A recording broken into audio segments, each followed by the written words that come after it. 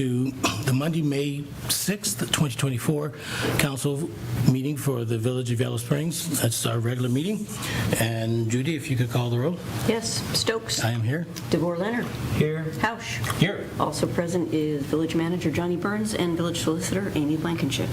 All right. Thank you very much. The chair will entertain a motion to move into executive session for the purpose of discussing the hiring or promotion of a village employee. So moved. Second. And Judy, if you could call the roll. Stokes. Yes. DeVore Leonard. Yes. Housh. Yes. Thank you. So we will... Are you? We can go to the conference room.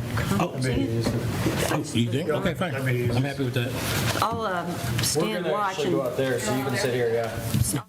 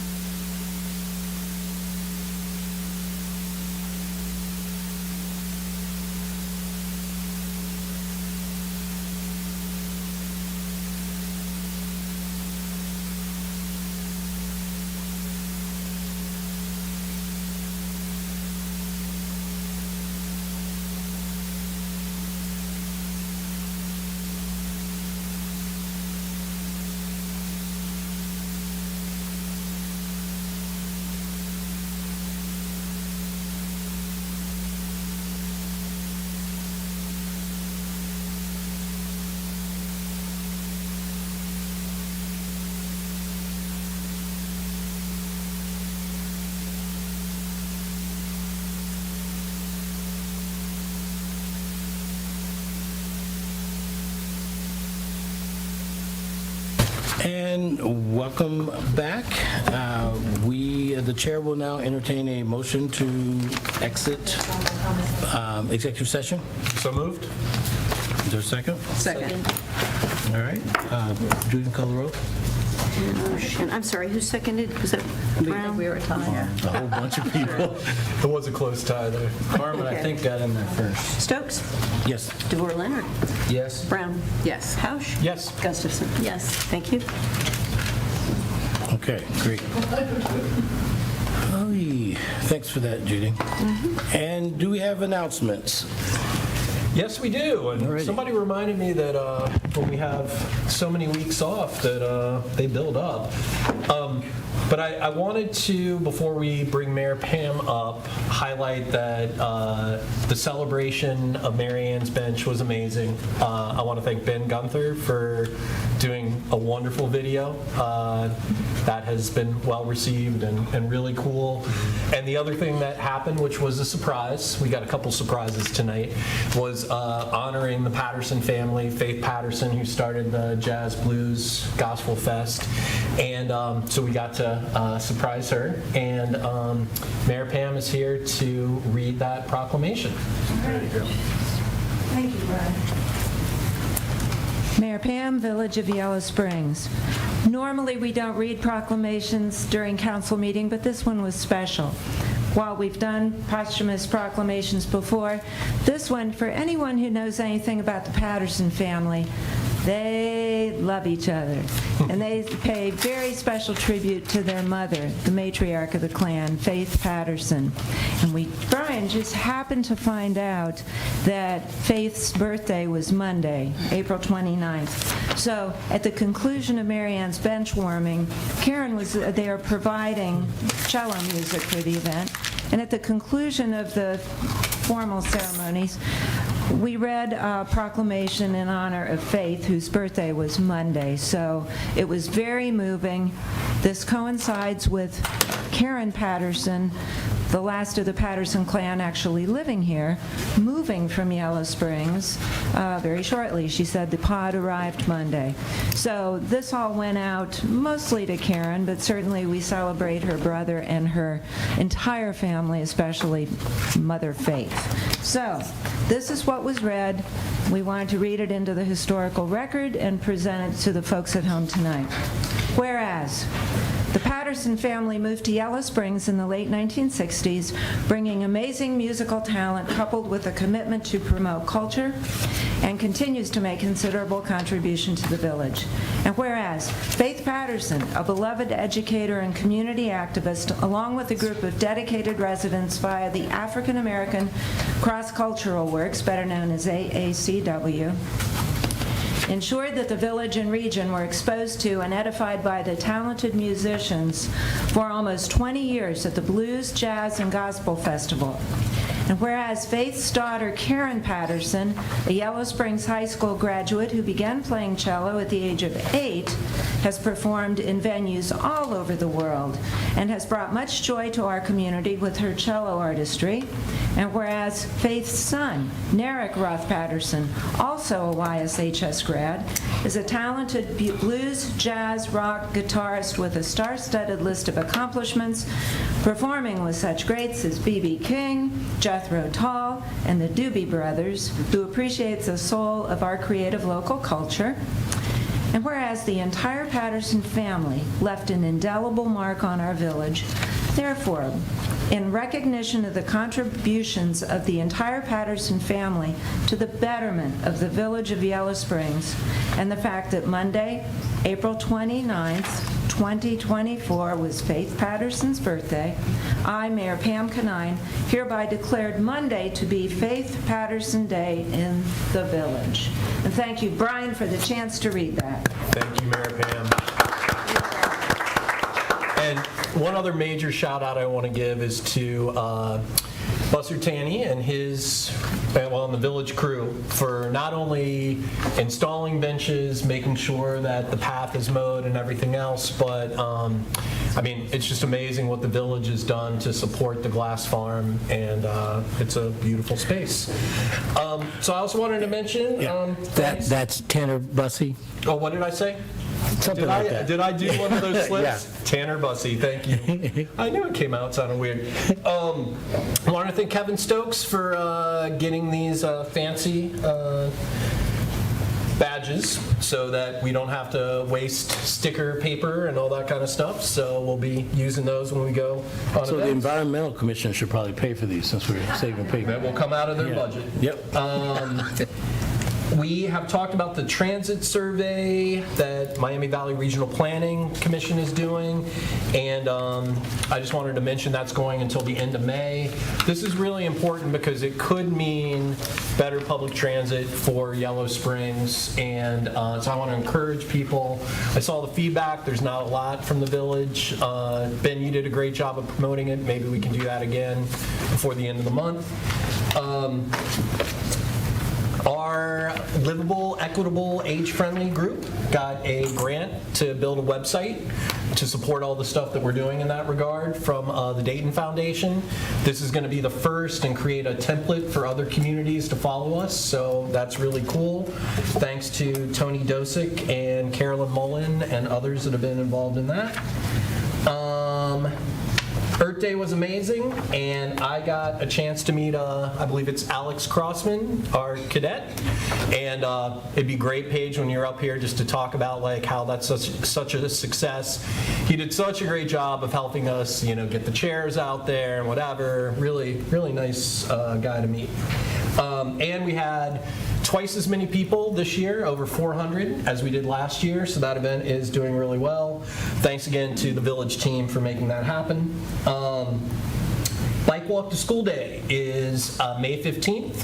So not only make sure if you're out and about driving to watch out for our students that are biking and walking to school, but also great opportunity to, like there'll be an activity at Mills Lawn in particular. I think Meg and I might be there trying to get input from the active transportation plan updates. And they've got the bike bus going on.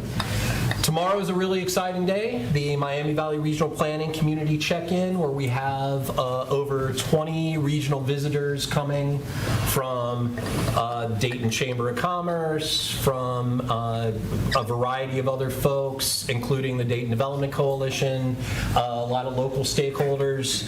Council's all invited to come. It's been announced, and it's going to be a great opportunity.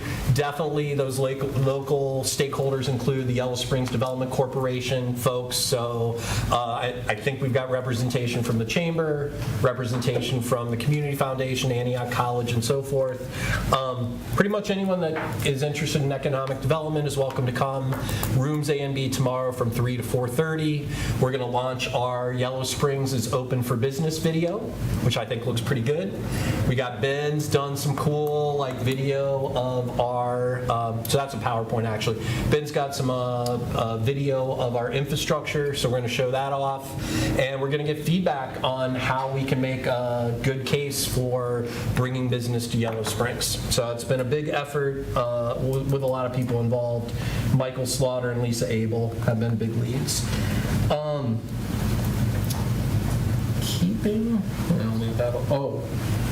I did want to give a shout out to Mark Heiss. He kept the Celebrate Trails tradition alive, 9th year. We celebrated that same day we did the bench, and we'll keep that going for sure.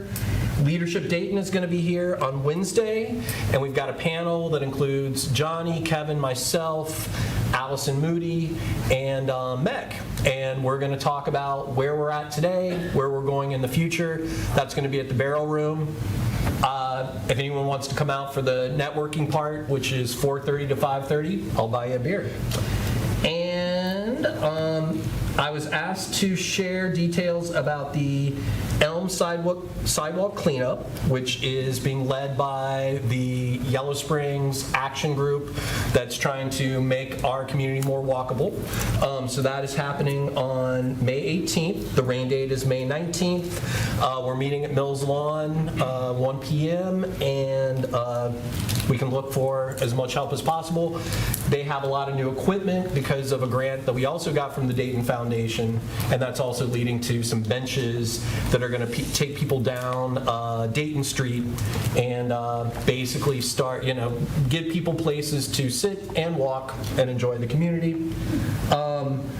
So the PDAC process that we did got some real big interest, and Johnny and I got the documents in for a Representative Turner grant that could fund that Yellow Springs Clifton connector that we've talked about forever. So we got all our documents in. They could fund us at the level of $2 to $3 million, which could basically make that project get done. And really excited. It means that it's important that we keep on putting our efforts out around grants. And then the last thing is, I think a lot of us are, thinking about Joe Lewis, who not only was a longtime council member, I believe 8 years, but also was president of council and made a big difference in this community. So I do want to recognize Joe Lewis, and great guy, and we'll think about him often. That's what I got. Thanks, Brian, for all those updates, and I'm going to give you a reverse shout out, if you will, back to you about the age-friendly grant. You had a role in that, and your relationship with MVRPC and the Dayton Foundation certainly was helpful. Excuse me. Sorry, I might be doing that a lot this evening. Please forgive me. This is not a council tradition, but whenever there's an announcement about someone who has passed, we're gonna take a moment of silence to reflect on them just for a moment. There's been other announcements about folks who've left us in the past, and we haven't done that, and there was no slight intended by that. But let's please recognize the passing of Joe Lewis just for a moment of silence, please.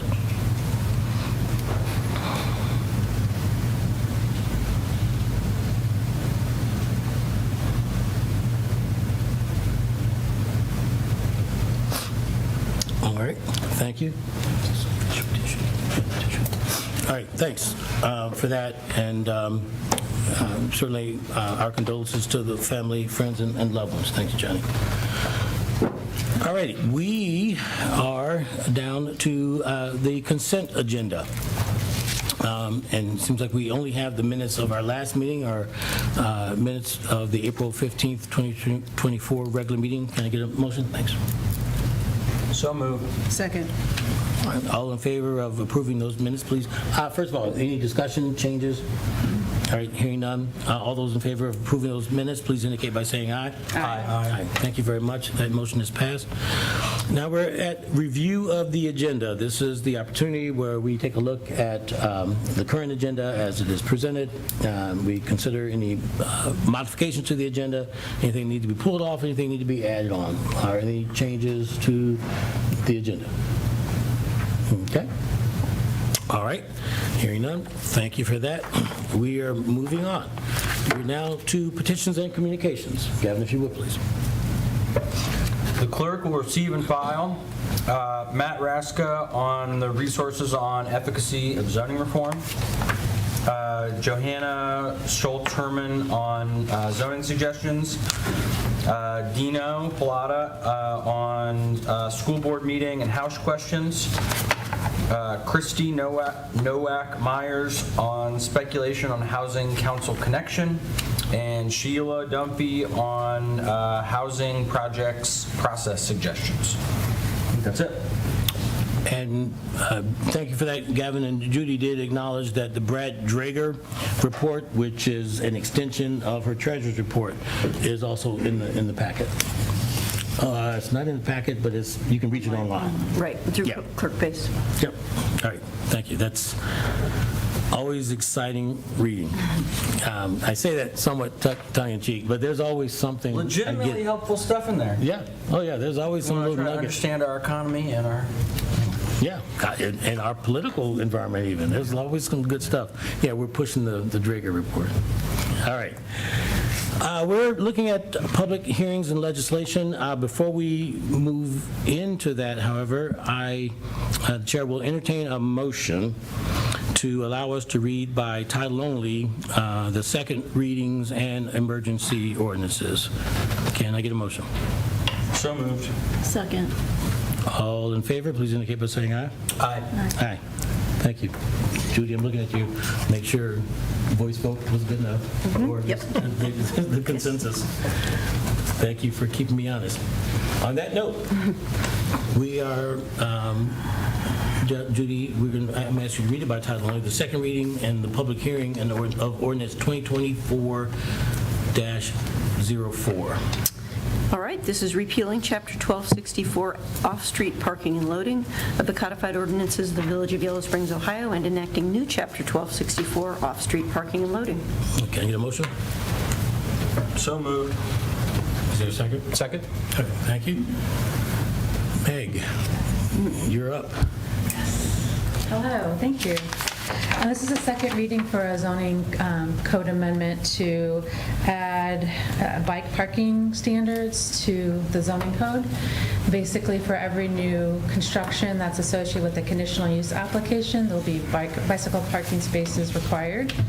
There's waiver language in there too, that at the same time the conditional use goes to public hearing with the Planning Commission, they can reduce the requirement of the number of spaces or remove it, but that would be at the public hearing. They would make that decision. The applicant would just have to let me know ahead of time that they were wanting to do that. The Planning Commission, as a reminder, I gave a more detailed report last time, but so if you will have more questions, let me know, but I wasn't planning to say too much. But the Planning Commission voted 4-1 recommending approval of it. We had 6 months-ish, maybe more, of meetings and discussion on it, and they had directed me to take forward an amendment, working with Gary Zaremski, who also did some public outreach and work with Yellow Springs, Bike Yellow Springs, and some other folks. So we're just here tonight to have the formal public hearing. And I just also had one housekeeping item. I placed this in front of you at the dais. When we were doing, like, our Judy and I, mainly Judy, a really thorough review of the code, and there was a suggestion at the last meeting too by Brian that we remove the S, like more of like a typo, from some of the sections of the table that said half car requirement. It was plural, it should have been single. But we also noticed that we didn't have in the parking standard table transient guest lodging. So in front of you, I added that added it into as completely new.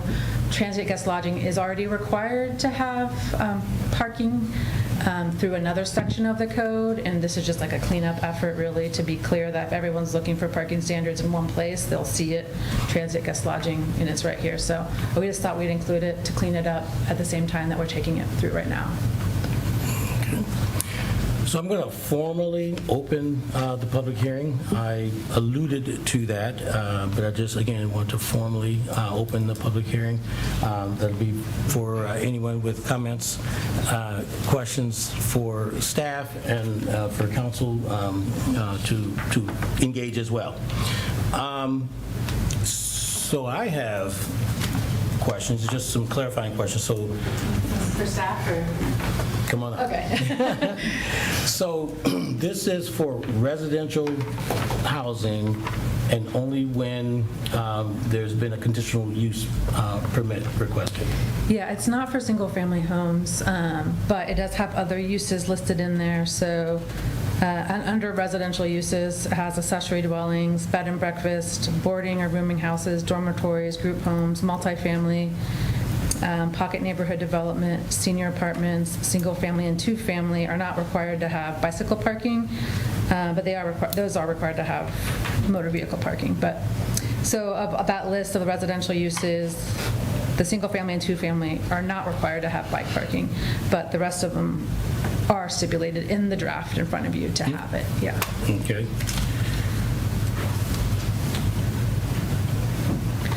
And that's only if those are, most of those do require a conditional use. So the language we added was that whenever a conditional use is required, then it triggers the bicycle parking requirement. So, and I'm just going through the list. Accessory dwelling units require conditional use, bed and breakfast does, boarding rooming house does.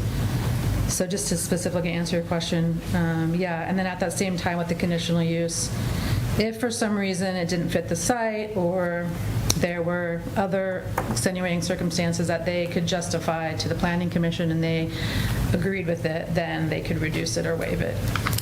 Okay, and the document did suggest, I think it was your report that suggested that, this says for residential, but if there's a need to do something similar for public lands, that would be a separate process? Is that Yeah. something that we can anticipate seeing? I don't think not necessarily led by the Planning Commission, but I know like Gary, he's a Planning Commission member too, Zaremski. And I hesitate to say, is it Zaremski or Zems? Am I saying it wrong? Zaremski, okay. Commissioner Zaremski, yeah, he has spoken multiple times at Planning Commission meetings about the need for addressing public land, and I say public land, village-owned land, or we want to say right-of-way land, parks owned by the village. He would like to lead an effort potentially through the Planning Commission to do that and look at it and see whether maybe there are some spots that need some more bicycle parking. But that's nothing that has been designated to me to work on. Okay. That's probably all the questions I'm going to ask. So I have some, a couple of concerns. At this rate, the language as it is, especially considering it for accessory dwelling units, so requiring that if someone builds an ADU, they have to have this very specific kind of bicycle parking there. And if they can prove through good reason that they don't need it, then we can give them a waiver. But is there a fee for the waiver?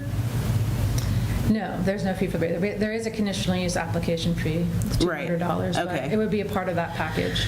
Okay, so this has a little bit of an ableist tone for me, requiring that an ADU has bicycle parking. What if someone's building an ADU for someone who's non-ambulatory and uses a wheelchair? So then they're going to have to come here and request a waiver so that they don't have to build bicycle parking.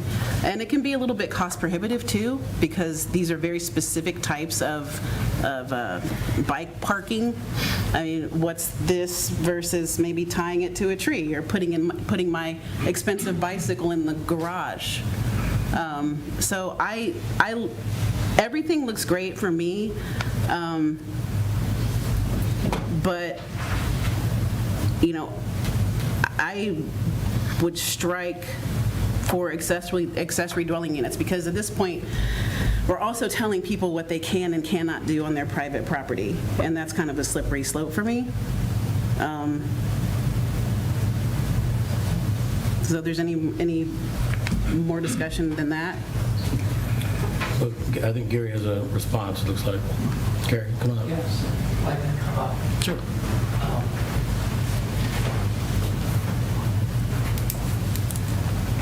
Thank you. Gary Zaremski, Yellow Springs resident. This has come up, and I've given some thought to it, and there's a couple of factors.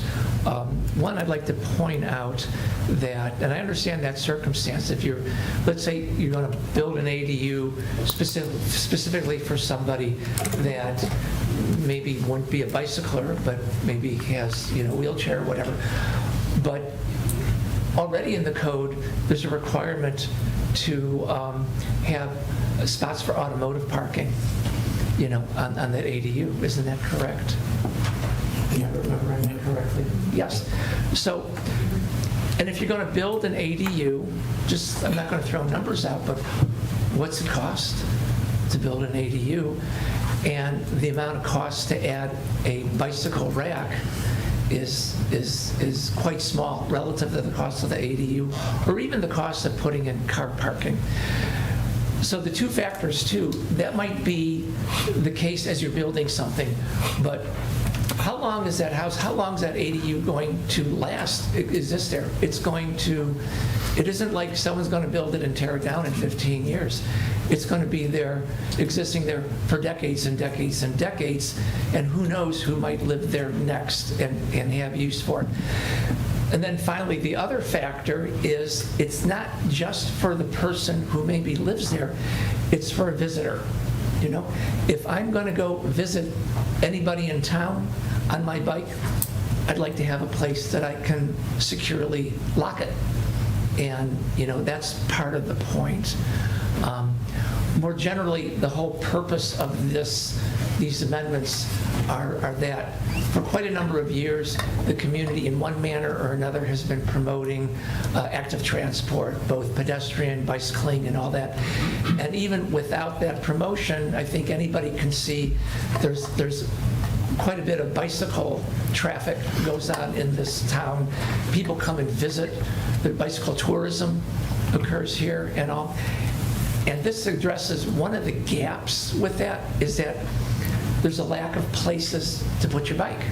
Once you get here, there's very limited secure bicycle parking available. This does not solve that problem. It's in the right direction of it. As Meg mentioned, there needs to be some other initiatives to try to figure out, you know, other solutions to complement this. And in reality, some of that might be very difficult because there's very, very limited logical or obvious spots to implement further parking. But if it was simple, we would have done it already. So anyway, that's what I wanted to point out in terms of, I recognize your concerns, and there are factors that I've thought about.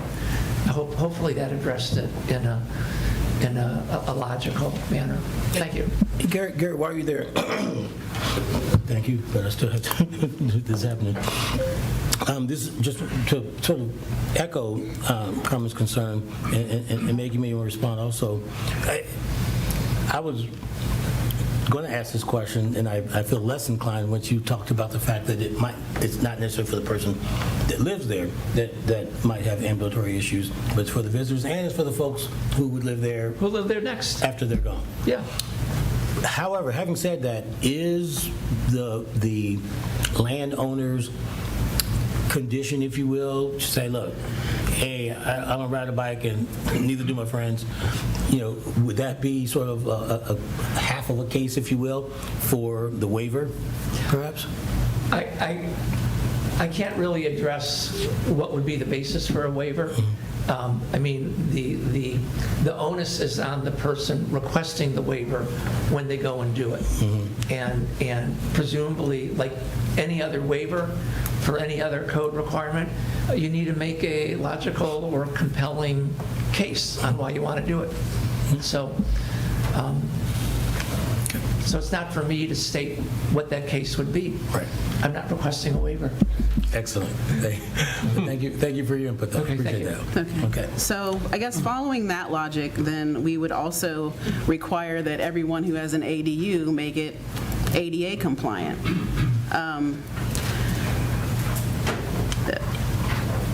I'm going to move that we strike that requirement. I think that it adds to the bureaucracy that someone has to come and get a waiver who may already be dealing with, ambulatory issues or I'm going to move that we strike that.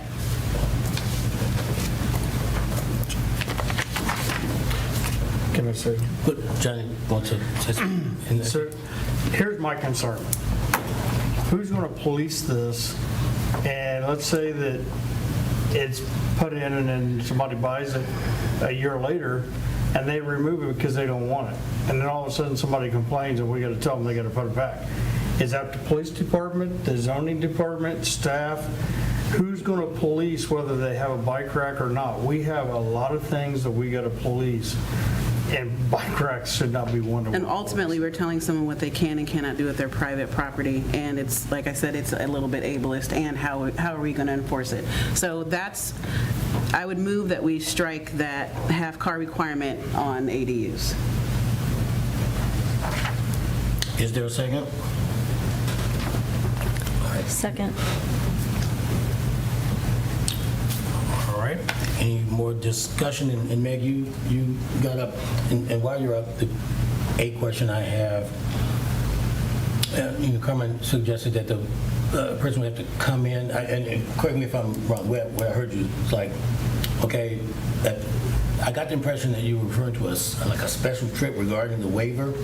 I mean, online or a phone call, but that's the language, putting it in there and having someone who may not be ambulatory or somebody who, and having to require that extra step, for me, adds unneeded bureaucracy, and it can be cost prohibitive. These are not, this is not a piece of rebar that you tie up to that you connect to a tree. This is not pulling it into the ground. These are really nice bike racks, and they're So anyway, that's what I'm saying. We've had a second. We're discussing. Okay. So, Meg. President Stokes, I was just going to I was going to clarify what she was at, to say, Okay, go not ahead. strike it completely, to not strike it completely, but to put none in the column that is bicycle parking, which is what she's saying. Right. That's right here. Yeah, that would be. So I have a couple comments. Did you want to recognize me, Kevin? Yes, thank you for that, Brian. Well, when you're ready. Well, I was reading, and I see where Meg is going. So in the addendum that you left us, what you would be proposing in concert with the motion, Meg, is that one line would change from half-car requirement to none? Correct. So that would be the change. It wouldn't be a strike. Go ahead, Brian. So first of all, I want to highlight what Meg emphasized, that these are attached to conditional use, and so these folks will be coming in, and that's a whole other issue about how long we continue requirements for conditional use on some of these things. The second thing I want to mention is Planning Commission in the village has always been super liberal about car parking requirements, and so honestly everything I've seen is no matter who applies, they get the waiver for car parking, because supposedly we have all this parking in the village. The third thing I will say is I can't really imagine that this is an enforcement issue. I think it is a modeling issue and a recognition that we are shifting as a society to more active transportation, more walking, biking, rolling. And so I think related to that, I'm seeing us highlight a lot of things that don't really match our village values and our active transportation plan in what the goal is to equate bike parking and car parking. So that's where I'm at. And so, thank you for that, Brian. So, Carmen made a statement about the expense of the bike rack, if you will. I saw samples, but are we levying a requirement that landowners would use one of these actual types of bike racks that are outlined? What I thought was just samples. Right. They were displayed as examples. They don't necessarily have to be those, but there's some, they're intended to encourage people to use those types. And regarding the waiver, this was the question that I think you were asking, Brian, that I wanted to ask. It's not a second trip or second entry for a waiver.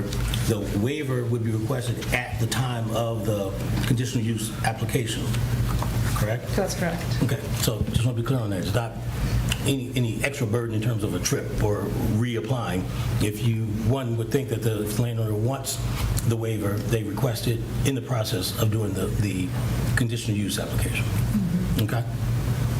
That's I'll just say, we did contemplate this at the Planning Commission, and I think the general, if I mischaracterize this, let me know. But I think the general feeling was that the waiver left a lot of leeway, so that if it was a financial hardship, if it was, the wide range of options, I think the general idea was that this is highly incremental, essentially, that this is only going to happen when there are conditional use applications. They're pretty minimal.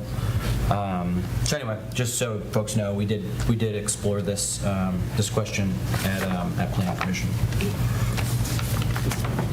Any other comments? All right, there is a motion and a second regarding a modification to the ordinance, namely removing the requirement for a half vehicle space requirement for bike parking at an accessory dwelling unit. I'm going to, Judy, ask you to do a voice vote. This is for the modification. Brown. Yes. Housh. No? DeVore Leonard. Yes. Gustafson. Yes. Stokes. No. But I think that's where are we on the vote? Was that 3? We'll have to vote on the modified. Is that 3-2? I wasn't counting. I wasn't. It was 3-2. All right. So the modification, motion on the modification has been approved. Any other discussion before we vote on the legislation? I'll just say I didn't care that much, but I just want us to all get along, and so I felt like we could all agree on this, so that's my hope. Yep. We're all good. Judy? Voice vote on the ordinance. This will be by roll call Yes, please. because it's an If I ordinance. misspoke, please forgive me. Roll call. It's okay. It's okay. Housh. Yes to passing the resolution. The ordinance. It is an ordinance. Oh, ordinance, sorry. Thank you. Gustafson. Yes. Brown. Yes. DeVore Leonard. Yes. Stokes. Yes. Thank you. All right.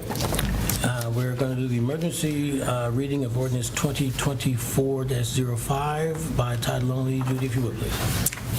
This is the, sorry about that typo, 2024 second quarter supplemental appropriation and declaring an emergency for the Village of Yellow Springs, Ohio. Can I get a motion? So moved. Second?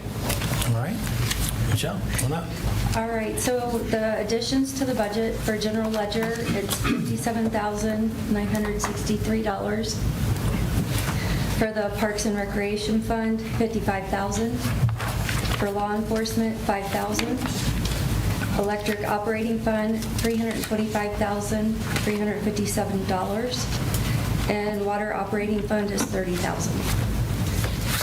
As you can see, most of the operating for the electric operating fund, some of those dollars, they're pending insurance claims. So that's why we need to have the additional funds. All right. That seems pretty straightforward. Council comments? So I think, Michelle, maybe just for general edification, could you talk briefly, and I know we're going to talk about the rec sale in your finance report, but maybe explain what's listed in the supplemental and what we're capturing there, which is different from the $900,000 that we're collecting. So the actual rec sale was $1,013,906. And then we had to pay out for the $25,000, which was the service fee for them handling the sale. And then the $125,000 was purchase of more recs, correct? Correct. Thanks.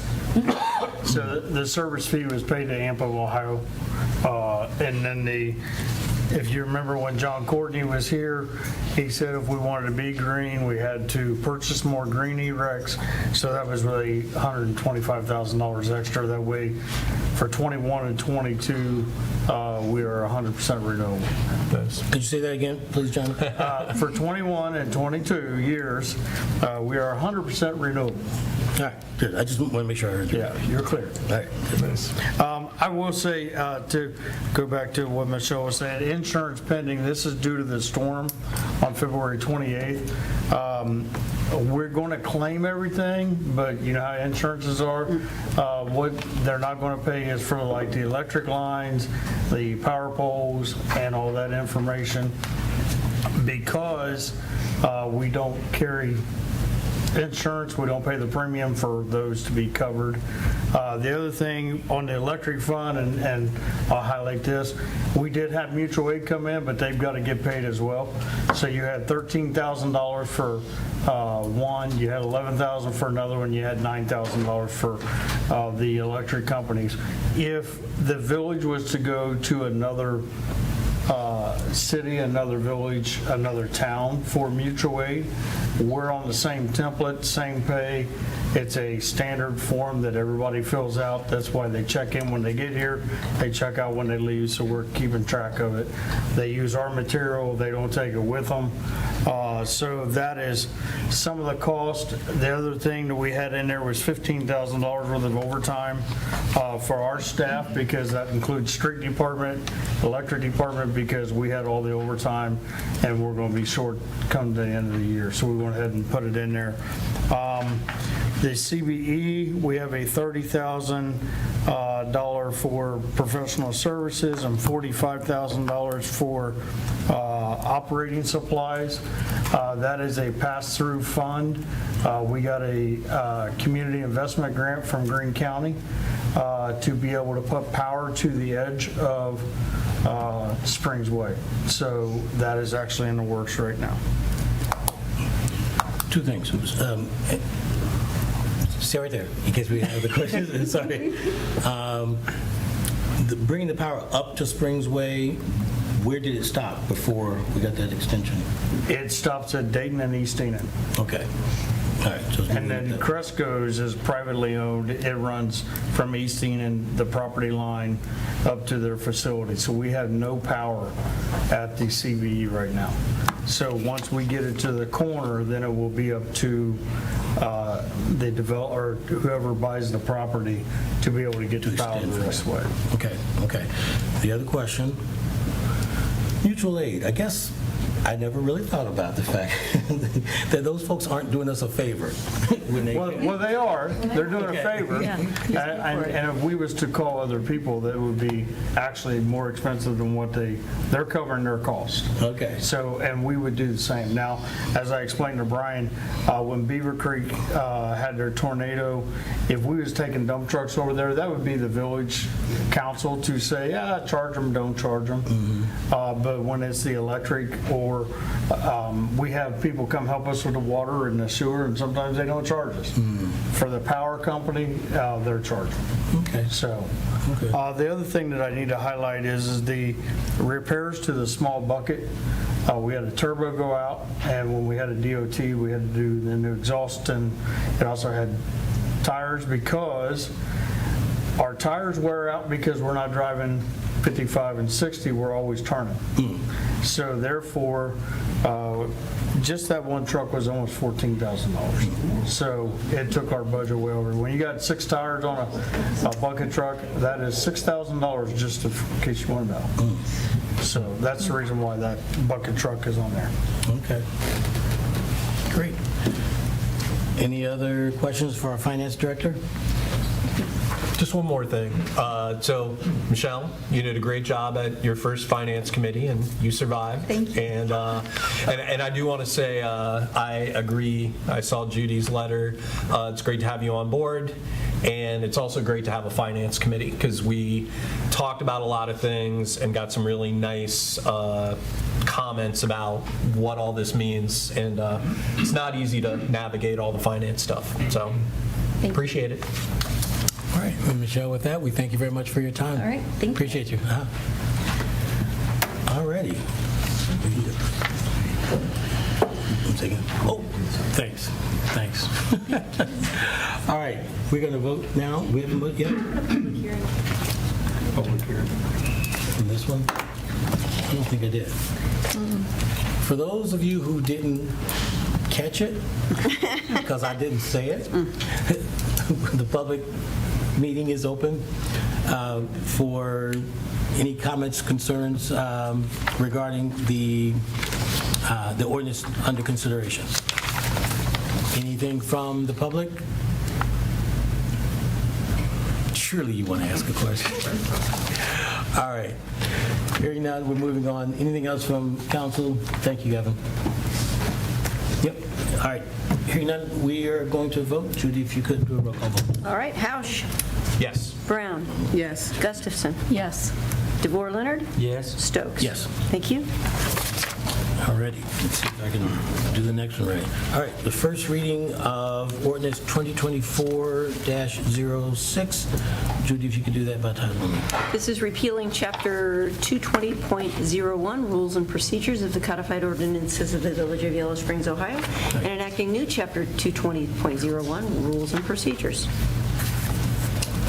All right, that's longer than what I had, but thank you. All right, can I get a motion? So moved. Second. All right, thank you. I will take this one. I will yield the dais to the rest of council if you want to say more about this. We've spent some time and a couple of other meetings talking about our council rules, just trying to tighten up some things, do some housekeeping. There are some other documents related to boards and commissions that we will do a review of and consider whether we need to do any housekeeping with those as well. But this is primarily our general rules. This is the first reading, so we won't be voting tonight, but I will open the dais for anyone who wants to add any comments or have any questions. Okay. All right. Hearing none, we're going to move on again. This is the first reading. We will see this again at our next meeting, and we will vote on it then. Thank you very much. Judy, if you could read now Resolution 2024-35 by title only. Approving a lease with John Bryan Community Pottery. Can I get a motion? So moved. Second? All right, Johnny, I guess this Okay, is you. this one's me. Can't believe it's already been 5 years, but it has. This is the extension for the lease. We did take off one part of it, Brian, that was the repairs that they needed to make and share the costs with. Amy Blankenship reviewed the lease. Amy Kemper, prior to her leaving, updated the rent agreement, and we're just asking for council to approve it. Any questions for the village manager? Well, Johnny always reads my mind, so the change in the cost sharing is motivated by, They was cost sharing on the improvements that we had done, and they did do that. okay, And now we're just in the maintaining stage. okay. So you're not anticipating that we're going to have any huge No. expenses? Okay, cool. Thank you. This isn't related to this one at all, but just a friendly reminder. I'd love at some point to see the list of all of them. Cool, thank you. Any other comments, questions? All right, Judy, if you could do a roll call vote. Sure. DeVore Leonard, Yes? Gustafson, Yes. Brown, Yes. Housh, Yes. Stokes. Yes. Thank you. Thank you.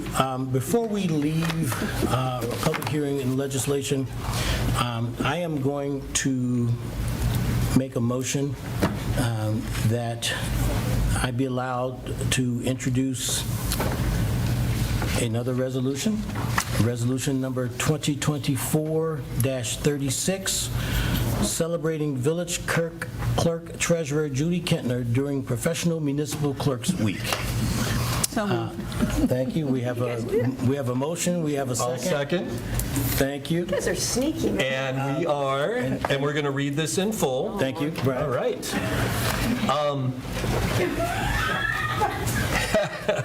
Whereas the office of the professional municipal clerk, a time-honored and vital part of local government, exists throughout the world, and whereas Judy Kittner has served with zest, keenness, and devotion as village clerk since 2010 and village treasurer for the last 5 years of her service, and whereas Judy provides the professional link between citizens, local governing bodies, and agencies of government at all other levels, being proactive and highly responsive in her communications and actions, and whereas the village clerk serves as the information center for functions of local government and community, and both council and villagers have benefited from Judy's perspectives and efforts, and whereas Judy continually strives to improve the administration of local government activities via participation in training, seminars, and other educational activities, as well as in leadership roles with our state municipal clerks organization, and whereas council wishes to honor Judy's commitment to the village values and to being ever mindful of the importance of neutrality and impartiality, rendering equal service to all, now therefore, Council for the Village of Yellow Springs, Ohio, hereby resolves that Section 1, during this 55th Annual Professional Municipal Clerks Week, May 5th through May 11th, Yellow Springs Clerk Treasurer Judy Kittner is hereby officially recognized for her exemplary dedication and the vital services that she provides to the village. Section 2, Village Council and staff value Judy's work and accomplishments on behalf of the community and other local government team members, and we encourage everyone to share kudos and congratulations. Yay. Thank you, Judy.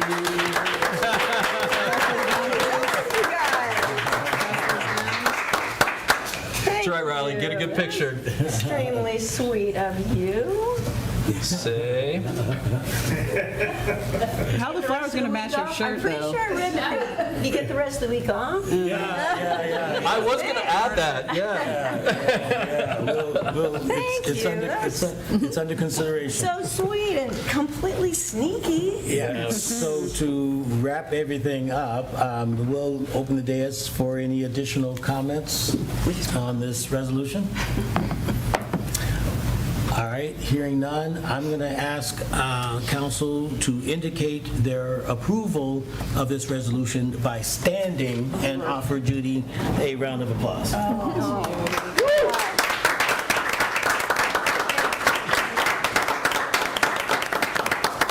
Thanks, guys. You're welcome. All right, now to the fun stuff. Citizen concerns. This is, what?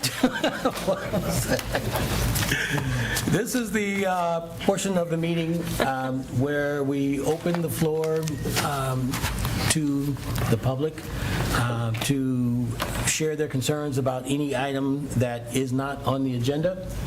Are there any citizen concerns? Yep, Dino. Please identify, you know the drill. Dino, Pallotta, resident. First of all, I want to thank you for your text yesterday. I want to discuss that a little bit. I'd like to discuss the school land that is now being talked about for the potential St. Mary's homing project. We fully understand the CB issue is dead due to the covenants and understand how well the property scored on the school land. However, you attending the Board of Education meeting is not the issue.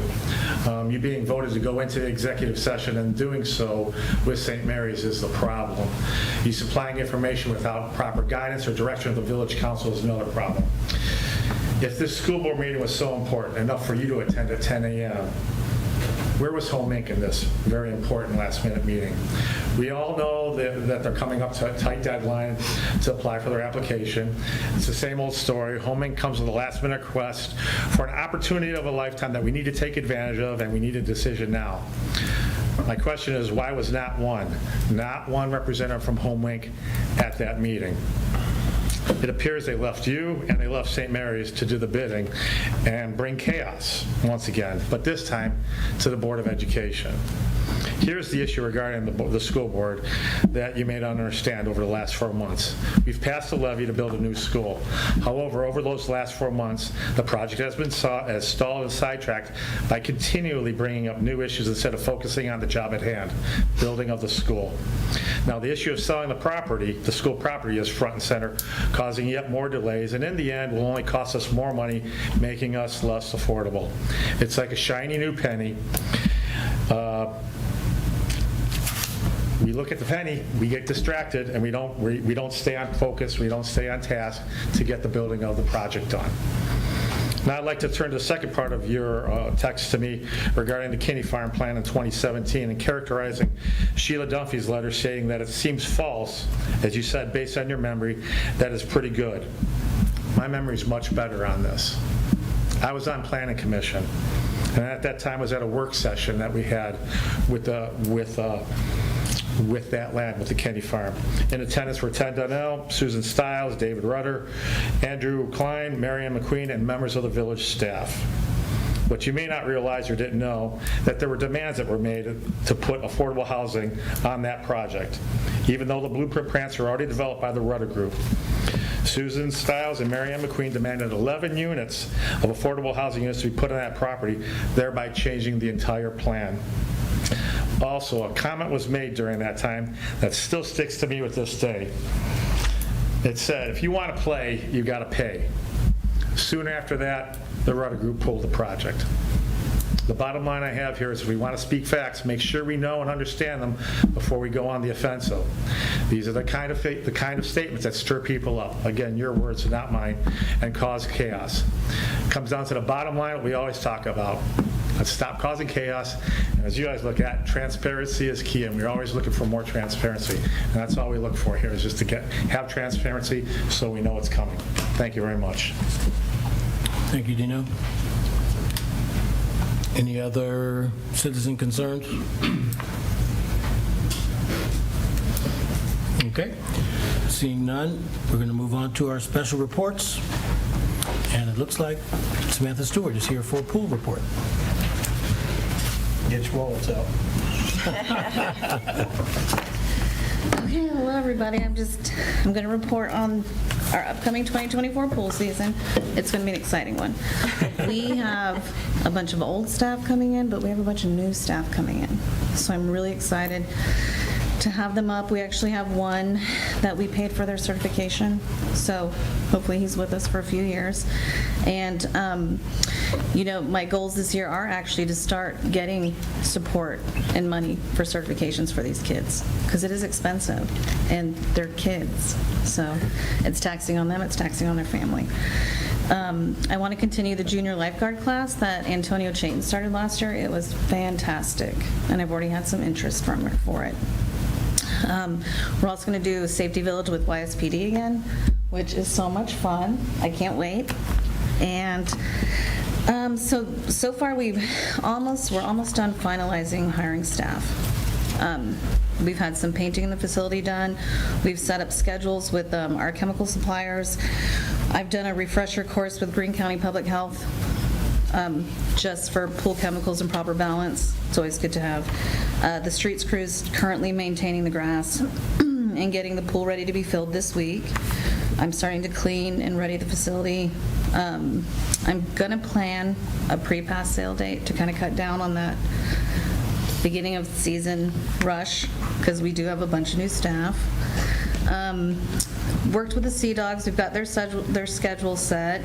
I'm in the process of booking the rest of the food trucks for home swim meets, and worked on a grant or some funding from the Ohio Senate capital budget with Judy, Johnny, and a little bit of input from Brian Housh there, helped us get it all together to start looking at some of our big infrastructure issues with the pool that hopefully in a couple months I'll be back to talk about getting some other funding for that. So, you gotta remember we have a very old pool, 1957, and a lot of that stuff is exactly from 1957. So, just putting it out there that hopefully we can discuss that later. And that's all I have. Great. You mentioned Antonio Chayton did that program, the junior lifeguard Yeah. training. is he still going to be with us this year? He is my final interview today. Okay. So I will be talking to him today, and then hopefully yes. Okay. And if not, someone else can pick up where he left off. Okay. Yeah. Okay. It was really great. Well, good. Yeah. Good. Yeah, he's a great kid. So, yeah. And regarding support, financial support, this is to everyone, but I'm almost hesitant to mention this publicly. Johnny and Brian, I think we've maybe gone to Greene County asking for support in the past. The part I said I was hesitant about was the change in the makeup of the county commissioners. Do you feel like it'd be worth maybe, no? Let me finish asking the question. The answer No. will be no. No? It's going to be no. Okay. And I think we've looked over the years for funding specifically. There's just not a lot out there. Yeah. And if you can get it, great, but there's just not a lot there. So it's Okay. very hard to find. All right. I mean, we're in the mix, Yeah, for but state we're funding, trying. so we'll see. Yeah. But yeah, Yeah. I would agree with Johnny's assessment about. Okay. Okay. We are currently going to try to find a local grant maybe for the ADA lift chair that we can get parts to fix. We need it like in 10 days. And if you all would like to know what that cost is, about $8,000. Surprise me. So, That's a little on the low end, too. yes. So I'm going to reach out tomorrow and see if I can get some help. So for repair, and There is no repair. so it's a whole new chair? Whole new chair. Okay, so, all I have right. some ideas we could talk afterwards. Okay, Help you with yeah. The other thing, I think, in this context, so glad that we got the funding for Swimming for All.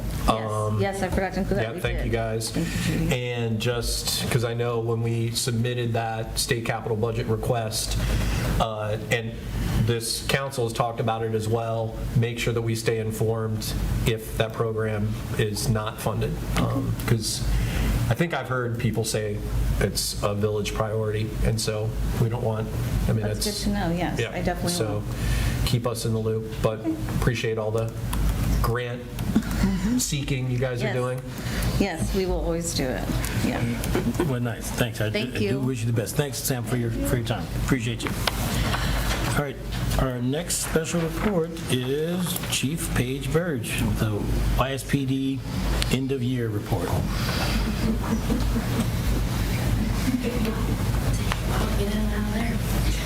All right, well, hello. So, this is a chunk of your packet this week, I'd say, 37, 38 pages. I'm obviously not going to read to you guys, but we'll hit some of the highlights, some things that we got through last year. Well, first of all, I do want to open by saying all the support last year, 2023, pretty much anything I asked you guys for to help with the recruiting and retention efforts you guys said yes to paid dividends. So I can now officially say effective, what did I say, 4/22? So what, 2 weeks ago? Fully staffed. We are fully staffed. We're finally Nice. there. So Wow. yeah, very good. Appreciate your support, community support. Thank you very much. So a lot of what you're seeing here is going to be much different next year because we have a significantly better staffing situation. So what are some of the things? I know for a fact last year, Gavin, you wanted to see the comparison with the traffic stops to the demographics. I included that this year so you could see what our traffic stop statistics are, comparatively speaking, with demographics. We saw some increases in some more serious offenses from the prior year to this year, but some of our less serious offenses went down. So while we have a decrease in some of what I would call like nuisance or day-to-day things, some of our more serious offenses did increase. Included the surveillance use and traffic stop audit because we incorporated body cameras last year, and that's part of our surveillance use policy that we implemented with the Citizen Review Board. So, Paige, can I Yeah. ask a question there? Please. So I saw the stats on, we had 2 violations the first 2 months and then 0.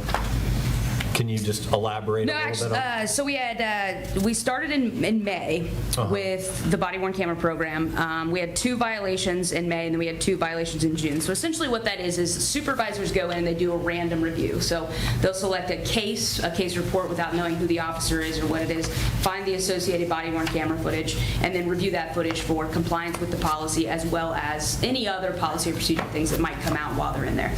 So what they found in the first 2 months were based on the videos that they pulled, they had, I think I highlighted it in here, the violations were mostly related to the notification.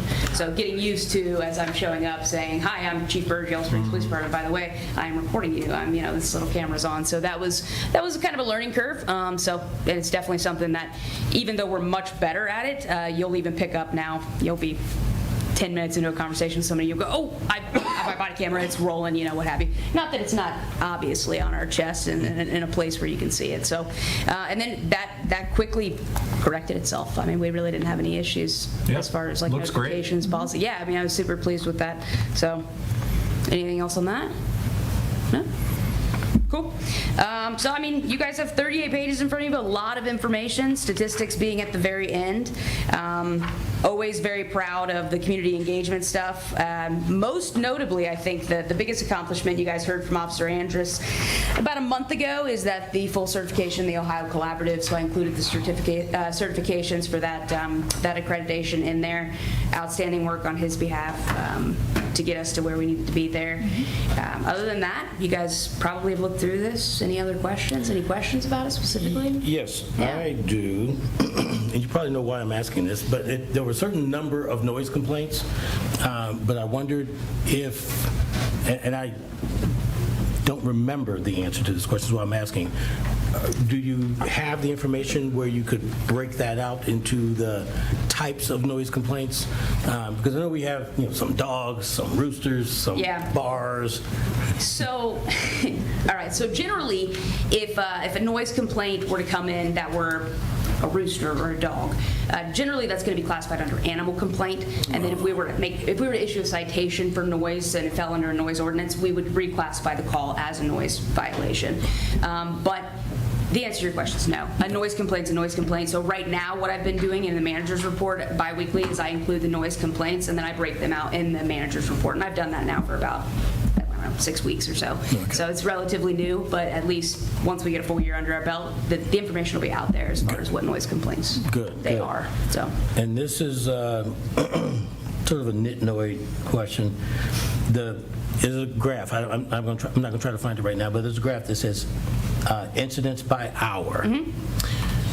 And and they peak at what? 4 o'clock. Yeah. Well, it's 8 o'clock first. Well, yeah. So 8 it's a.m. like commuting. It's like commuting hours. I wonder, was it related to commuting? But then when I looked at traffic stops, they weren't it wasn't those guys that were popping up. No.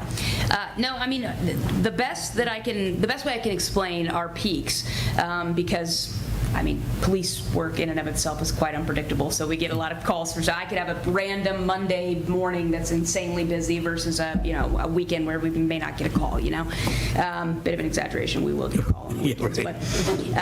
But the 8 a.m. spike, what you're probably seeing there is officers have come on duty, they've done their shift exchange, they've done and now they're going out and they're doing their thing. So we're visiting with the schools, we're walking downtown, we're having and all of those are calls for service that are generated.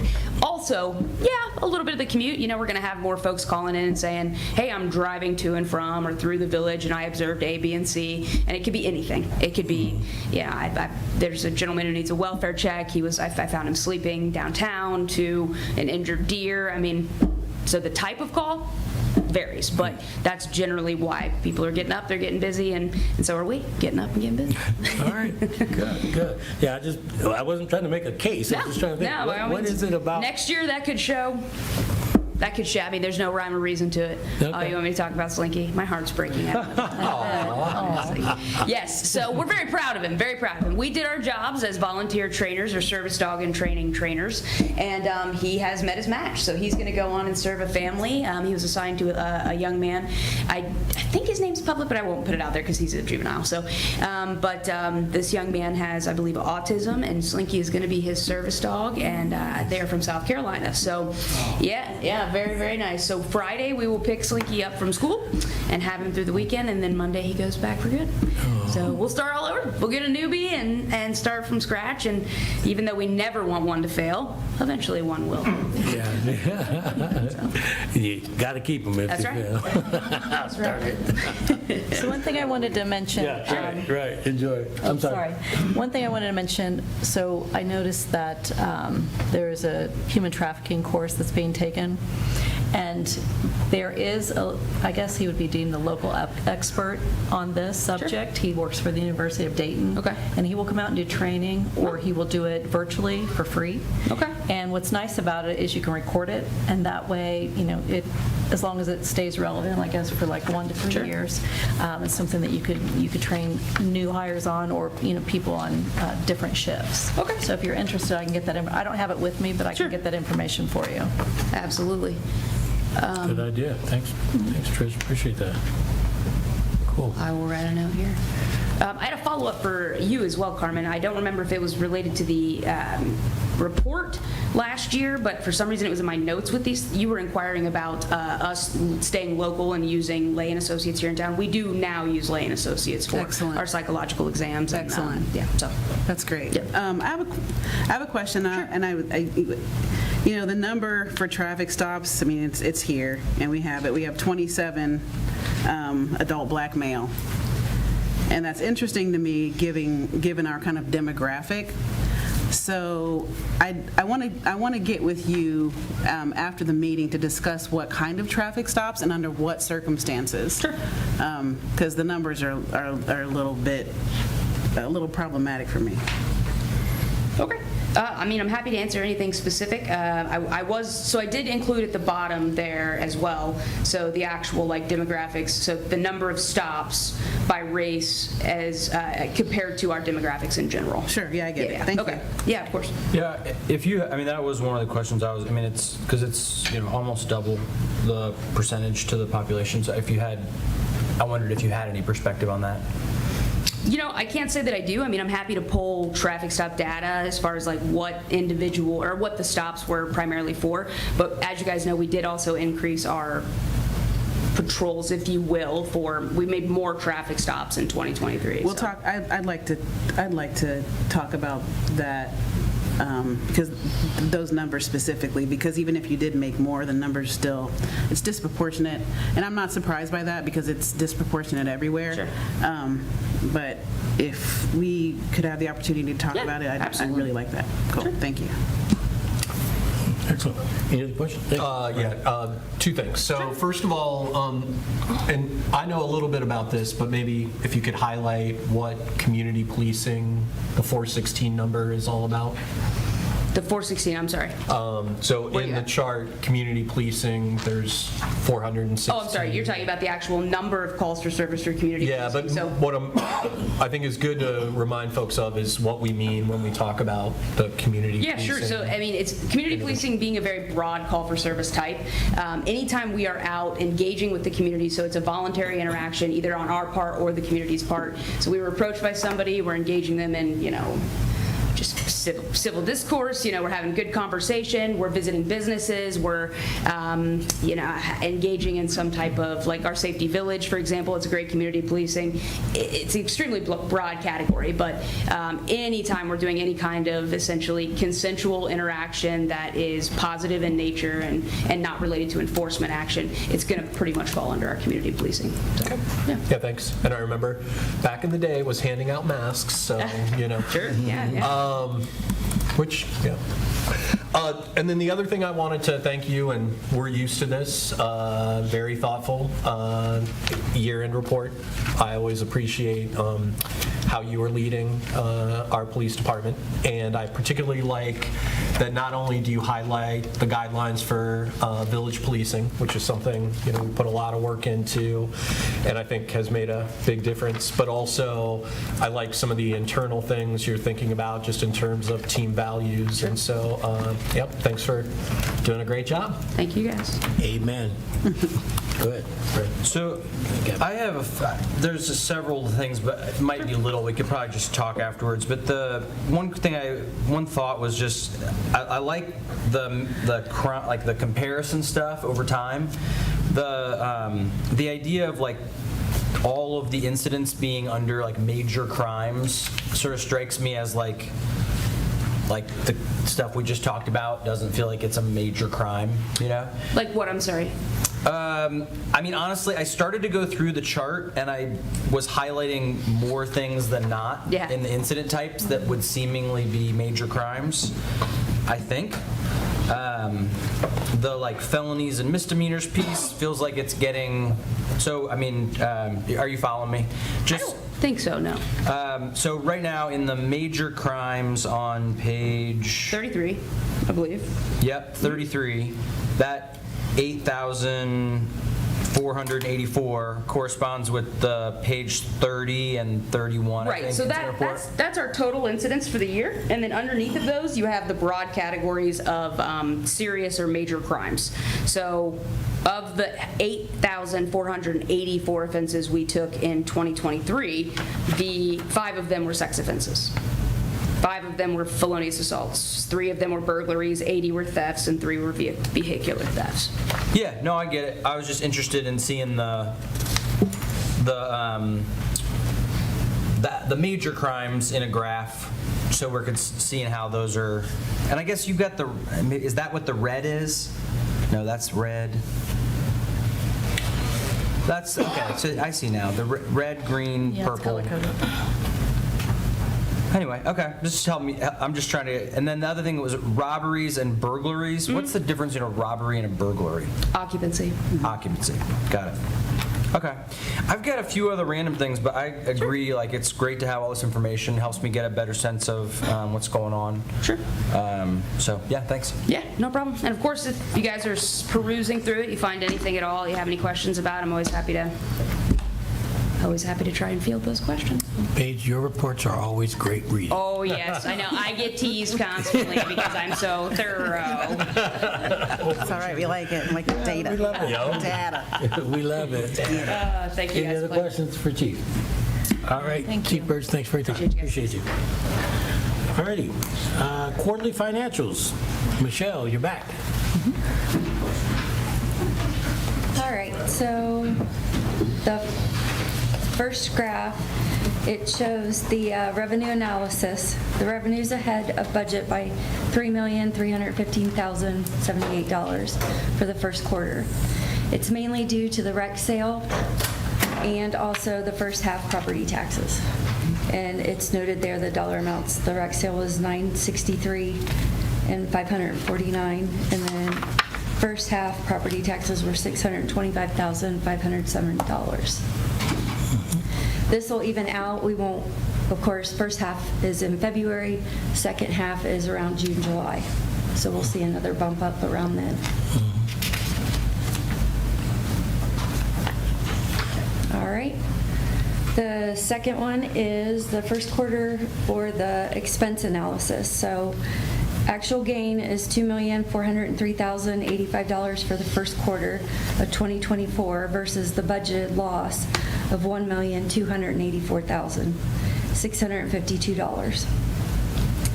The expenses are $372,659 under budget for the first quarter as well.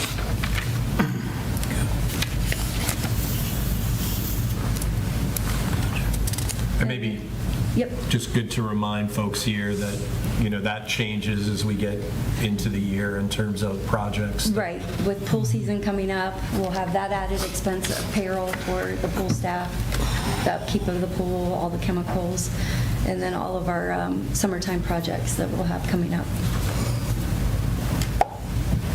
And then next is the statement of cash and from revenue and expense.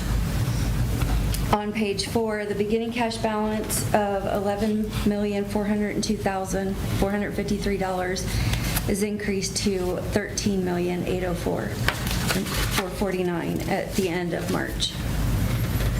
The majority of overages and expenses are related to water capital and the electric operating funds. The electric operating funds will be addressed with the supplemental that we went over earlier. Solid waste is showing currently negative unencumbered cash because what we do is we encumber the money for all of our utilities, our solid waste at the beginning of the year.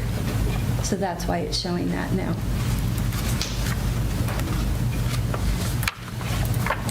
And then the revenue analysis by fund.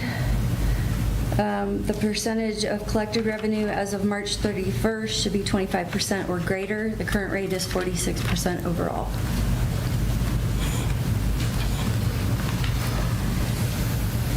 And then the expense analysis by fund, there's the 2 pages there. For best budget management, the total expended percentage should be 25% or less. At March 31st, overall actual expenses at 23 with encumbrances of 16% for a total of 39. And then the last one is the bank report. The cash balance increased at the end of quarter 1, 2024 from $11,402,453 to $13,904,449. An increase of $2,500,944 through March 31st, 2024. And then the interest income of $152,906 was recognized for quarter 1.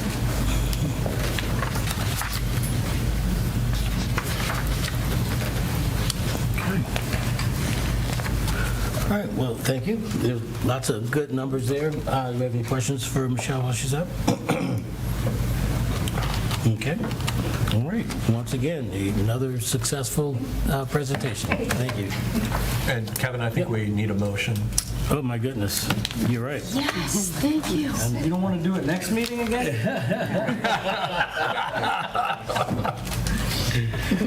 All right. Sorry, I think I'm fading. Can I get a motion for the quarterly report, please? So moved. Second? All right. Thank you. All in favor, please indicate by saying aye. Aye. Aye. Thank you very much, and thank you, team, for keeping me honest. Yeah. Okay. I am on the wrong one. All right.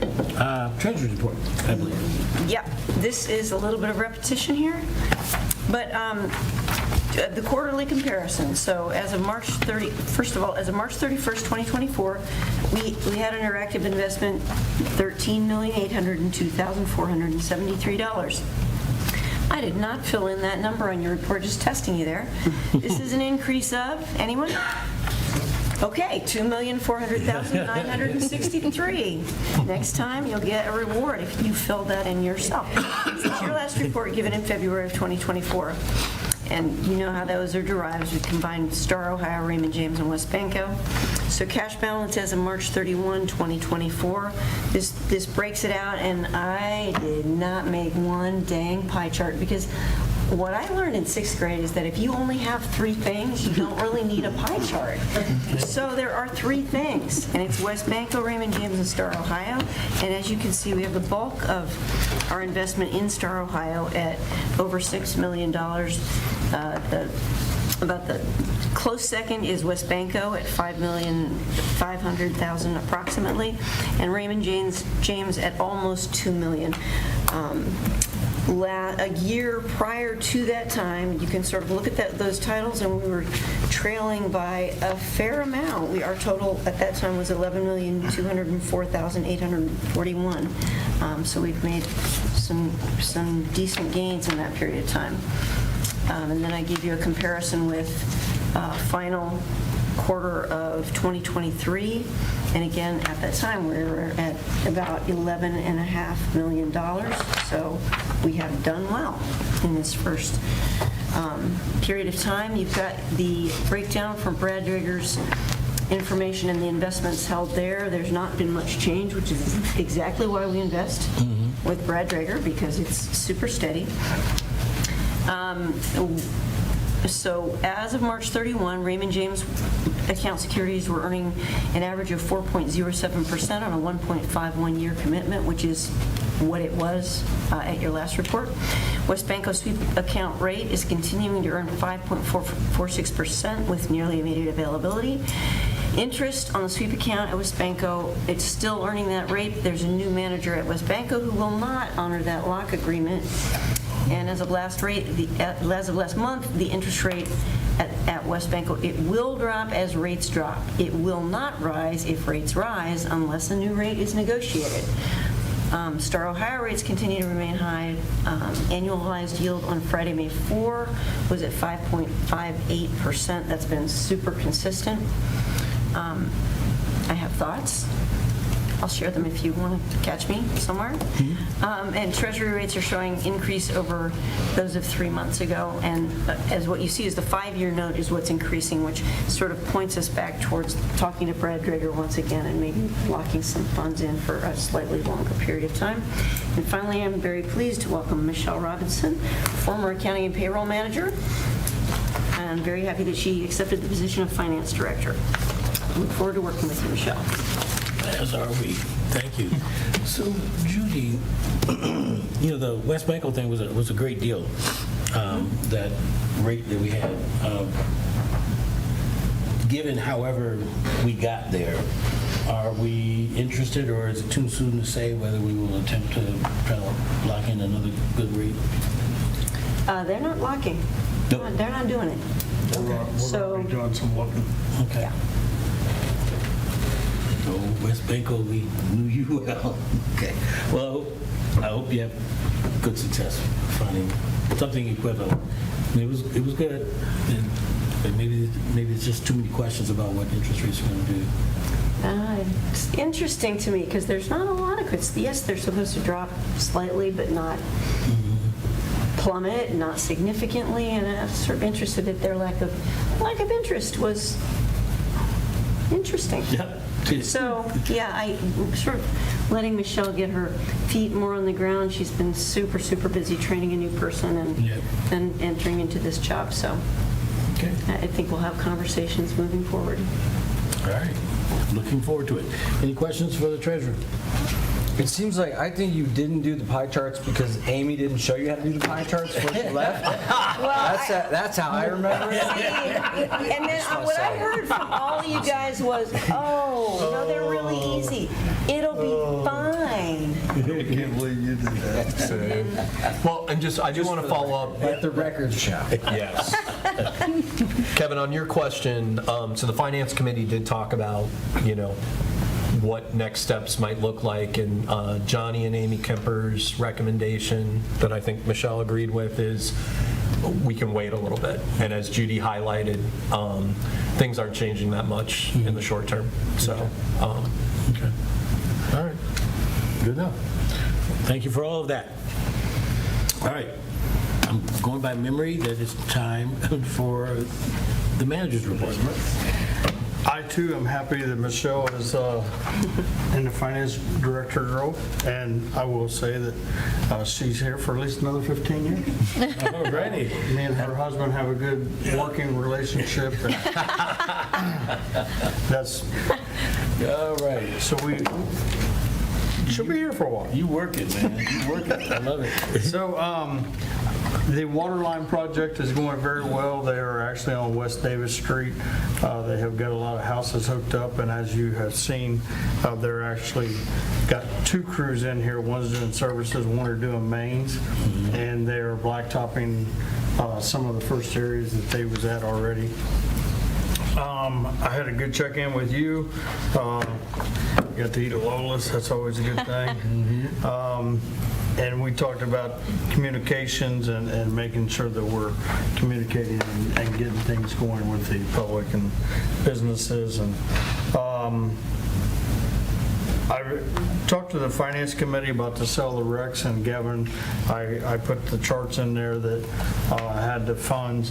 After the sale of the Rex, we are 100% renewable, if I have not told you that already. I think I got it. After the sale, after we paid the service fee, after we bought our Green E-Rex to make us 100% renewable, we profited $963,549.49. So what that does is, if you remember, Encompass did a full study for us, and they had immediates, which I call RDNs. They have a 5-year and a 10-year projection. When we had our rate study done, we had not had that information on the sale of Rex. So the sale of the Rex, we are able to kind of knock off a lot of the immediates. So we have also contacted John Courtney, and in September he is going to review the rate structure to see if it's necessary to do the rate increase for 25 on the electric side, because if we're knocking off some of these, we don't have to actually do that. So there'll be more to come. The charts are in there if you're wanting to see what the RDNs is, and we are actually working right now to try to get a third circuit, our center circuit, and we're trying to secure the land easement to be able to get that circuit in. So actually, while we're on electric, if it's okay, and by the way, if everyone doesn't know the acronym, that's Right Darn Now Projects. It's close. Yes. Well, I've gotten accused of not being sensitive about my language in the past, so I'm doing my best. So the new substation that's in the long term, where would that go? It would go in the same place. We would just probably reposition. I see. Gotcha. If that's let me just say this. That's where it would probably go, but we would have to work with probably AMP and the transmission sector of them, which is AMP-T, to make sure that that's actually the correct location for it, depending on where the transmission lines are. They could tell us it would need to go on the other end of the village, which we could backfeed everything. So short answer, I would think it would go to the same location.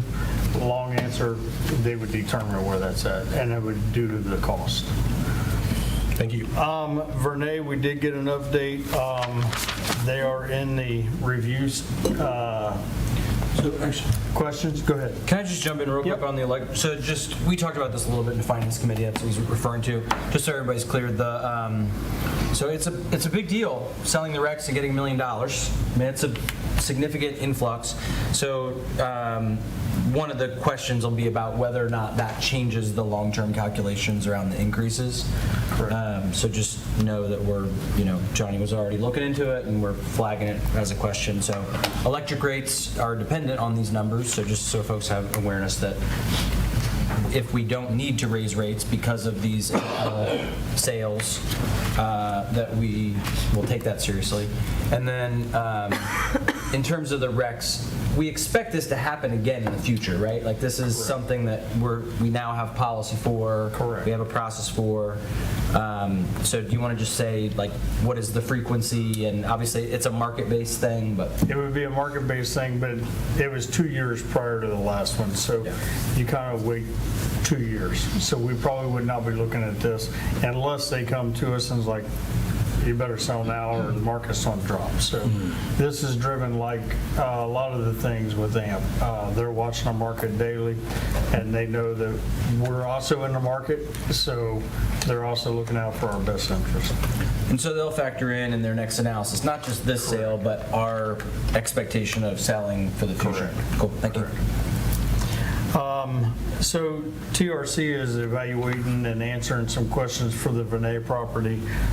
So they're supposed to have their answer back to the US EPA in the middle of May, so we'll see if that happens.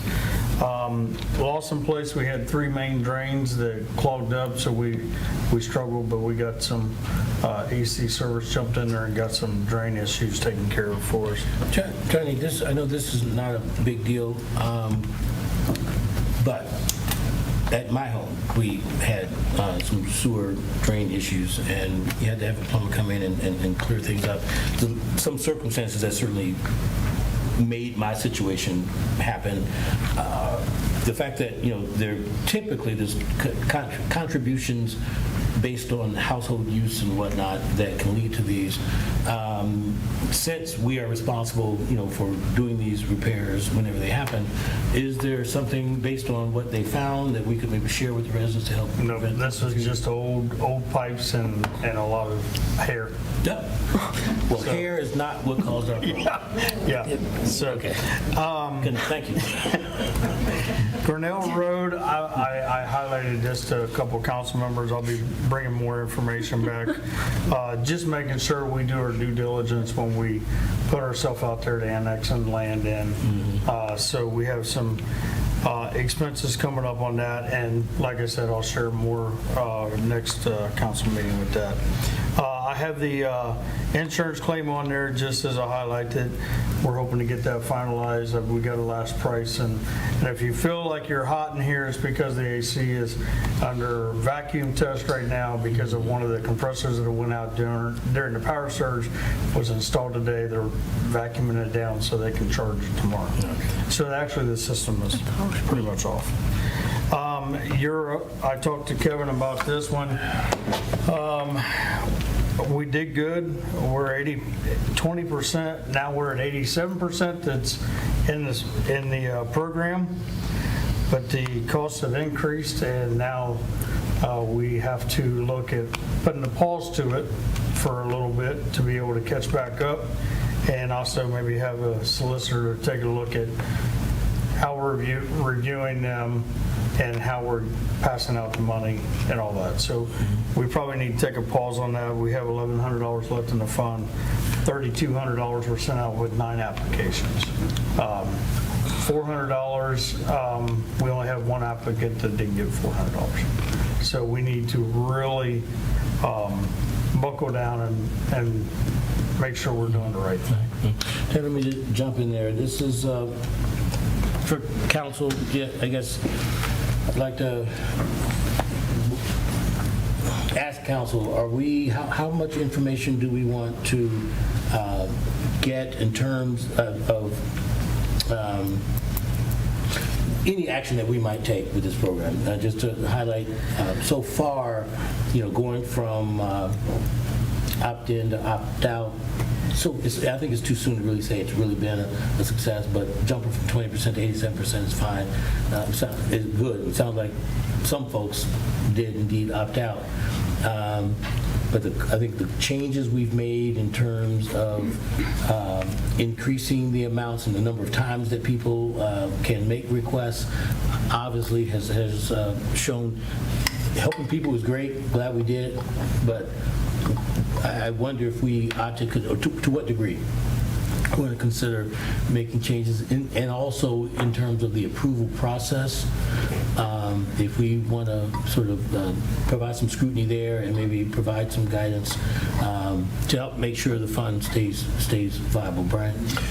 So I think one thing that we said we were going to do is see, so it's the opters look good, but what actual money is that generating? So I think we need to have updates on that. What does 87%, in the program mean? Yeah. So, and it kind of reminds me of, and sorry if I missed it, but the sort of volunteer parking donations. We said that we were also going to update on that. And again, I know it's still a new program, but be nice to see both of those things as soon as we've got some numbers. Okay.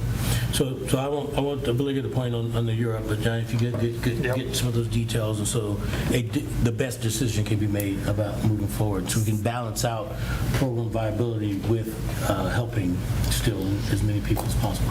Recommending reviewing ODJFS and CAP policy for income requirements to see if we can use that as a model for requirements to, to get money out of the fund. Correct.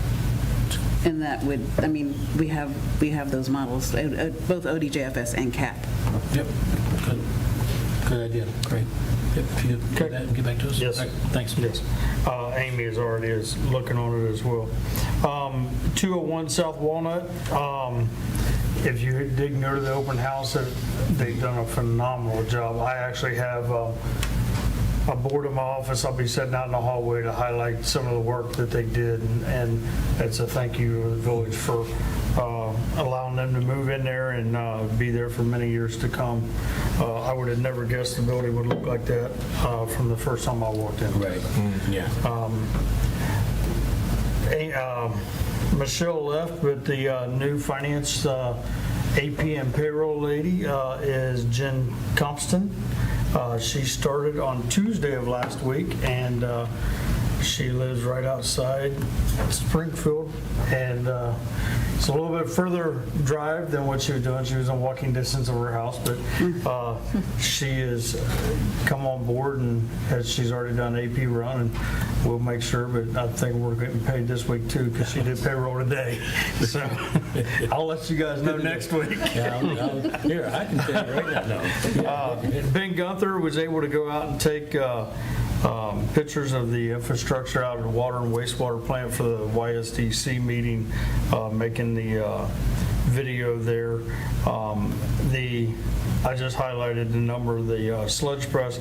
They ran 87,976 gallons of sludge last month through the press. So that is still working like a charm. We're not having to hire that out. We're not taking it to Renogy. We're pressing it and sending it to the landfill in Brown County. Yes. Hey, John. Yes. Just real quick, I liked seeing the org chart in the police report, and it was nice to get the update. If you don't mind, I'd be interested in just seeing the full org chart. Yep. Yeah. With pictures. We'll get you pictures. Ben's got them. We have, first bit of sidewalk we did was for Phillip Street. It's an insurance. The builder there filed bankruptcy, so we filed a claim on his broken sidewalks, and they have got poured last weekend. That was 72 feet of sidewalk, so that'll be a reimbursement coming back to us. Electric crew hung up the high school banners for the kids. If you have a senior, you'll see their faces on the light poles. Take a look at them. We also did a third-party testing for our meters and CTs and PTs, and we have found a lot of errors and tweaks. So you'll see in there where we rewired the Methodist church that was wired many, many years ago. So with the new technology, we're catching on things, and we brought in a third-party company to be able to test them all. So we're tweaking our power loss. That's what we're doing. Reliability, if you see there, we got some more awards, one for safety and one for excellent and reliability for service on electric. I highlighted those on here just so you can see. Brian, I'm going to try to get the numbers for you for the presentation tomorrow, but for the Sadie and the Katie numbers, that's big importance to enterprise businesses that want to know how reliable the power is. Cool. Well, I'll be working on it until 2 o'clock, so send it up. Just more pictures of the water lines and that are going in. They're doing a fantastic job. I'll be bringing back probably a quote for meters for Tantalus. to be able to continue on to install those. They're a 6-month lead item, and we actually are installing old ones right now because we don't have them. So the polyphase meters, we're also got a quote on those to where we can start getting the actual data at real time for all the larger power customers. And then Rose is working to get the RFP back out there for the water meter grant for installing the new water meters. So we should be getting that sent out here in the next couple weeks. Then if you've been to the Bryant Center Youth Center, you'll see that Samantha has a new kitchen down there so she can help feed the youngsters, and that's actually all done. She's got her microwave and her refrigerator there, so that's going well. And then if you have seen the gym floor lately, we now have pickleball, so she will be getting in net and you'll be able to play pickleball in the gym. So I think that is all it for the manager's report. And if you want me to end on a highlight, I can. Yeah, You whatever. ready for the highlight? Yes. On Friday, we was awarded $1.7 million for a sidewalk on Fairfield Pike Wow. Nice. by Governor DeWine. So we filled out a grant for sidewalks. It was a long shot, and myself and Choice One and Tanner Bussey and Meg, we jumped in there, and they announced Friday at about 4:30 that we was awarded $1.7 million. The project will start here in a couple months. As far as the very beginning, I know this is going to be the bummer. It's 2028 for the project, but here. We also got the multimodal path 4 years prior to it going in, and it's already May 8th it'll be done. So before you know it, it'll be here. And we got the limestone sidewalk earlier too, yeah. So that was, what was the source for that money? ODOT. Okay. Nice. So, and is that going to take it all the way to the bike It would path? take it from Ridgecrest to the bike path Nice. on the south side of the roadway, and we will match up with the existing sidewalks that are there now. Nice. Good stuff. Crushing it. Indeed. Thank you, Johnny. Any other questions for the village manager? I have a couple. Yep, go ahead. So Johnny, thanks for getting those comparison numbers in on water treatment. So my question is, I'm seeing it's kind of like a steady about a third loss. We don't have to talk about it tonight, but at some point I'd like to hear what are the thoughts about how we continue to, improve in that area, because I know we've done some great work, and so if you can just kind of put that someplace in the future. The other thing was, sorry, we talked about Europe. Did we hit everything else? Okay, maybe that was, I think maybe I hit everything else, but I'll give another high note. One of the things I'm going to talk about in my presentation tomorrow is that national downtime for utilities is 60 minutes. Yellow Springs is 19 minutes. Wow. Pretty incredible. So, thank you. Nice. Exciting stuff. Thank you. Thank you. Oh, I know.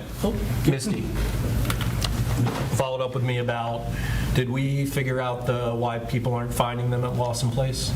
Can I just say, I did all the things. Okay. I called DJFS, I made them a map, I explained the problem, I sent them the map, found out who their 2 places are that pick up people, asked them to get the maps to the people, did all the stuff. So if people are still not getting picked up correctly, and Johnny, Put a sign up yeah. front. Yeah. Okay. 1012 Lawson Place. So our address is highlighted. Okay, great. Thanks. Cool. Good job, everyone. Kevin, were you going to say something? Yeah, so you mentioned at the beginning the checking in with Kevin. So Yes. I just wanted to ask if we could just check in about check-ins. So do we have a system right now for like council manager check-ins? I know we had it when you were interim. Do we have one right now? It's based on schedule. I think Judy did the whole schedule. I'll take responsibility for probably not being available or not following up in each instance, which is why I did, excuse me, want to take advantage of the meeting I had with Johnny last week to do a check-in. I know we started the process with one person being the common denominator in each of the check-ins. If we need to change that, I'm happy to not always be at each one so that I'm not the holdup. So, I mean, it seemed like, I don't know, I thought it was fine. I think it's just a matter of getting them on the calendar. So I don't know if there's... I think that's it. Do we have an order in terms of who's, in fact, and who did I leave out last week? I don't even know. It's just, like, we've been doing it with two council persons, and again, Johnny and I had a meeting scheduled, and I just, again, took advantage of that time to do one lane, if you will, of check-in.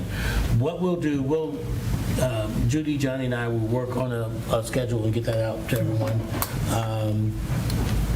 And we'll ferret out what's going to be the best way to go. But I do feel like we need to be a bit more consistent, certainly with me being that common denominator in the past, and I haven't always been available enough to do them each time.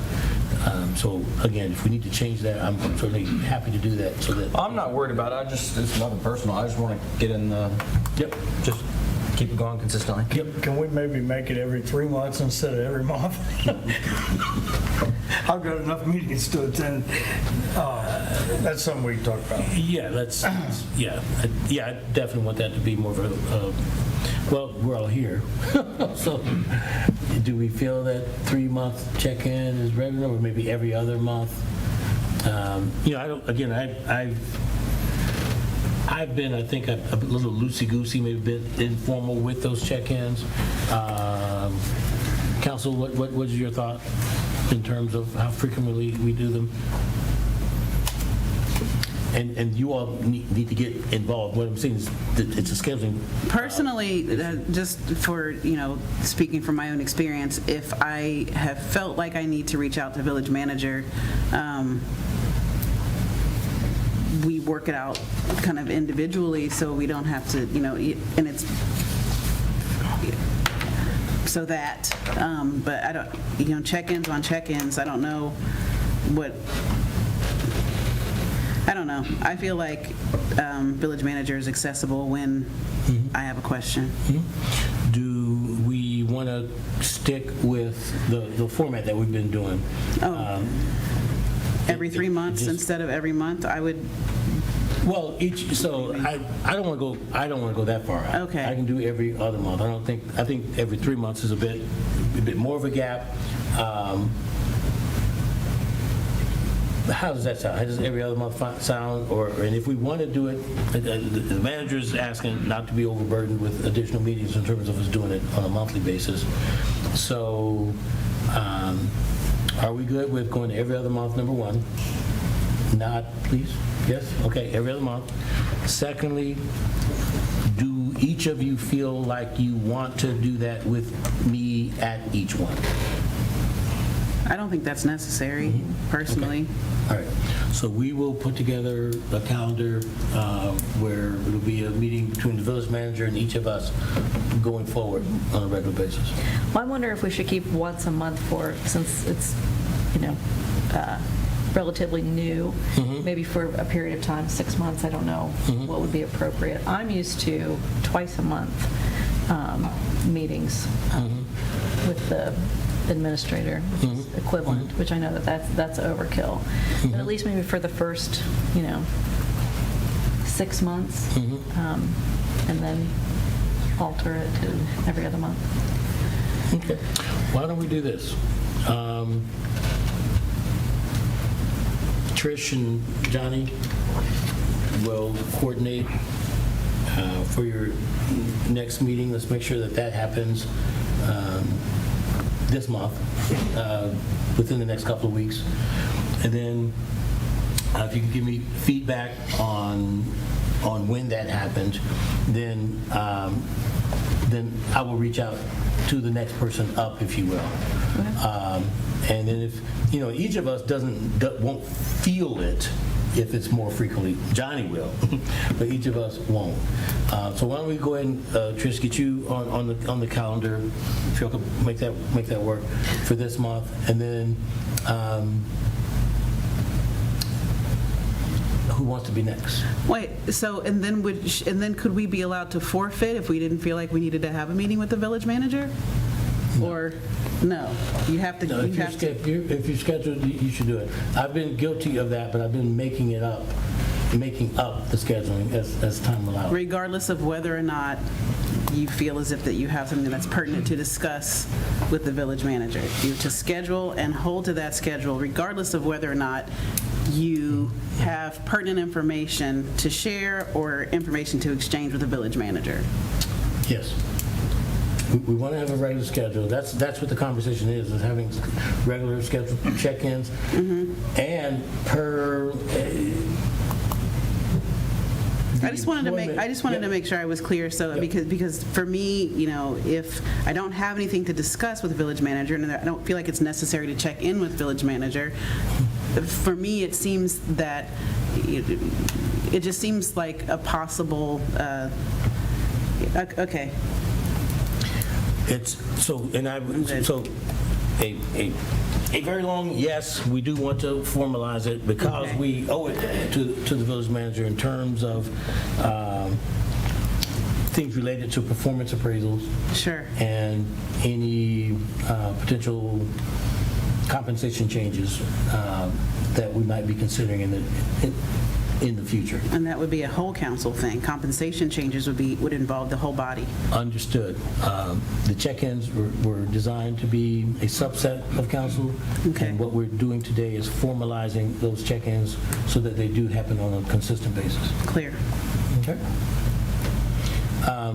So we will do an outreach. Judy will lead the charge from a communication perspective and line up those meetings for the next period moving forward. Okay? Everybody comfortable? All right, great. Thank you. Yep. Totally different subject. I didn't know if we might talk about the low-income housing tax credit thing in the context of the manager's report. So I know it's in the manager's report. You didn't mention it, but it's in there. So I think it's appropriate. I guess, Brian, there's been communication. Could you give an update from your perspective on what's been happening from just the stuff going on with the schools, et cetera? Is that a problem? I think, Brian, I'm going to ask you to go ahead and do respond, but please begin with whether we should anticipate a more formal report at our next meeting. I think it would probably be more helpful since we pushed the update to the 20th. I notice it's not on future agenda items.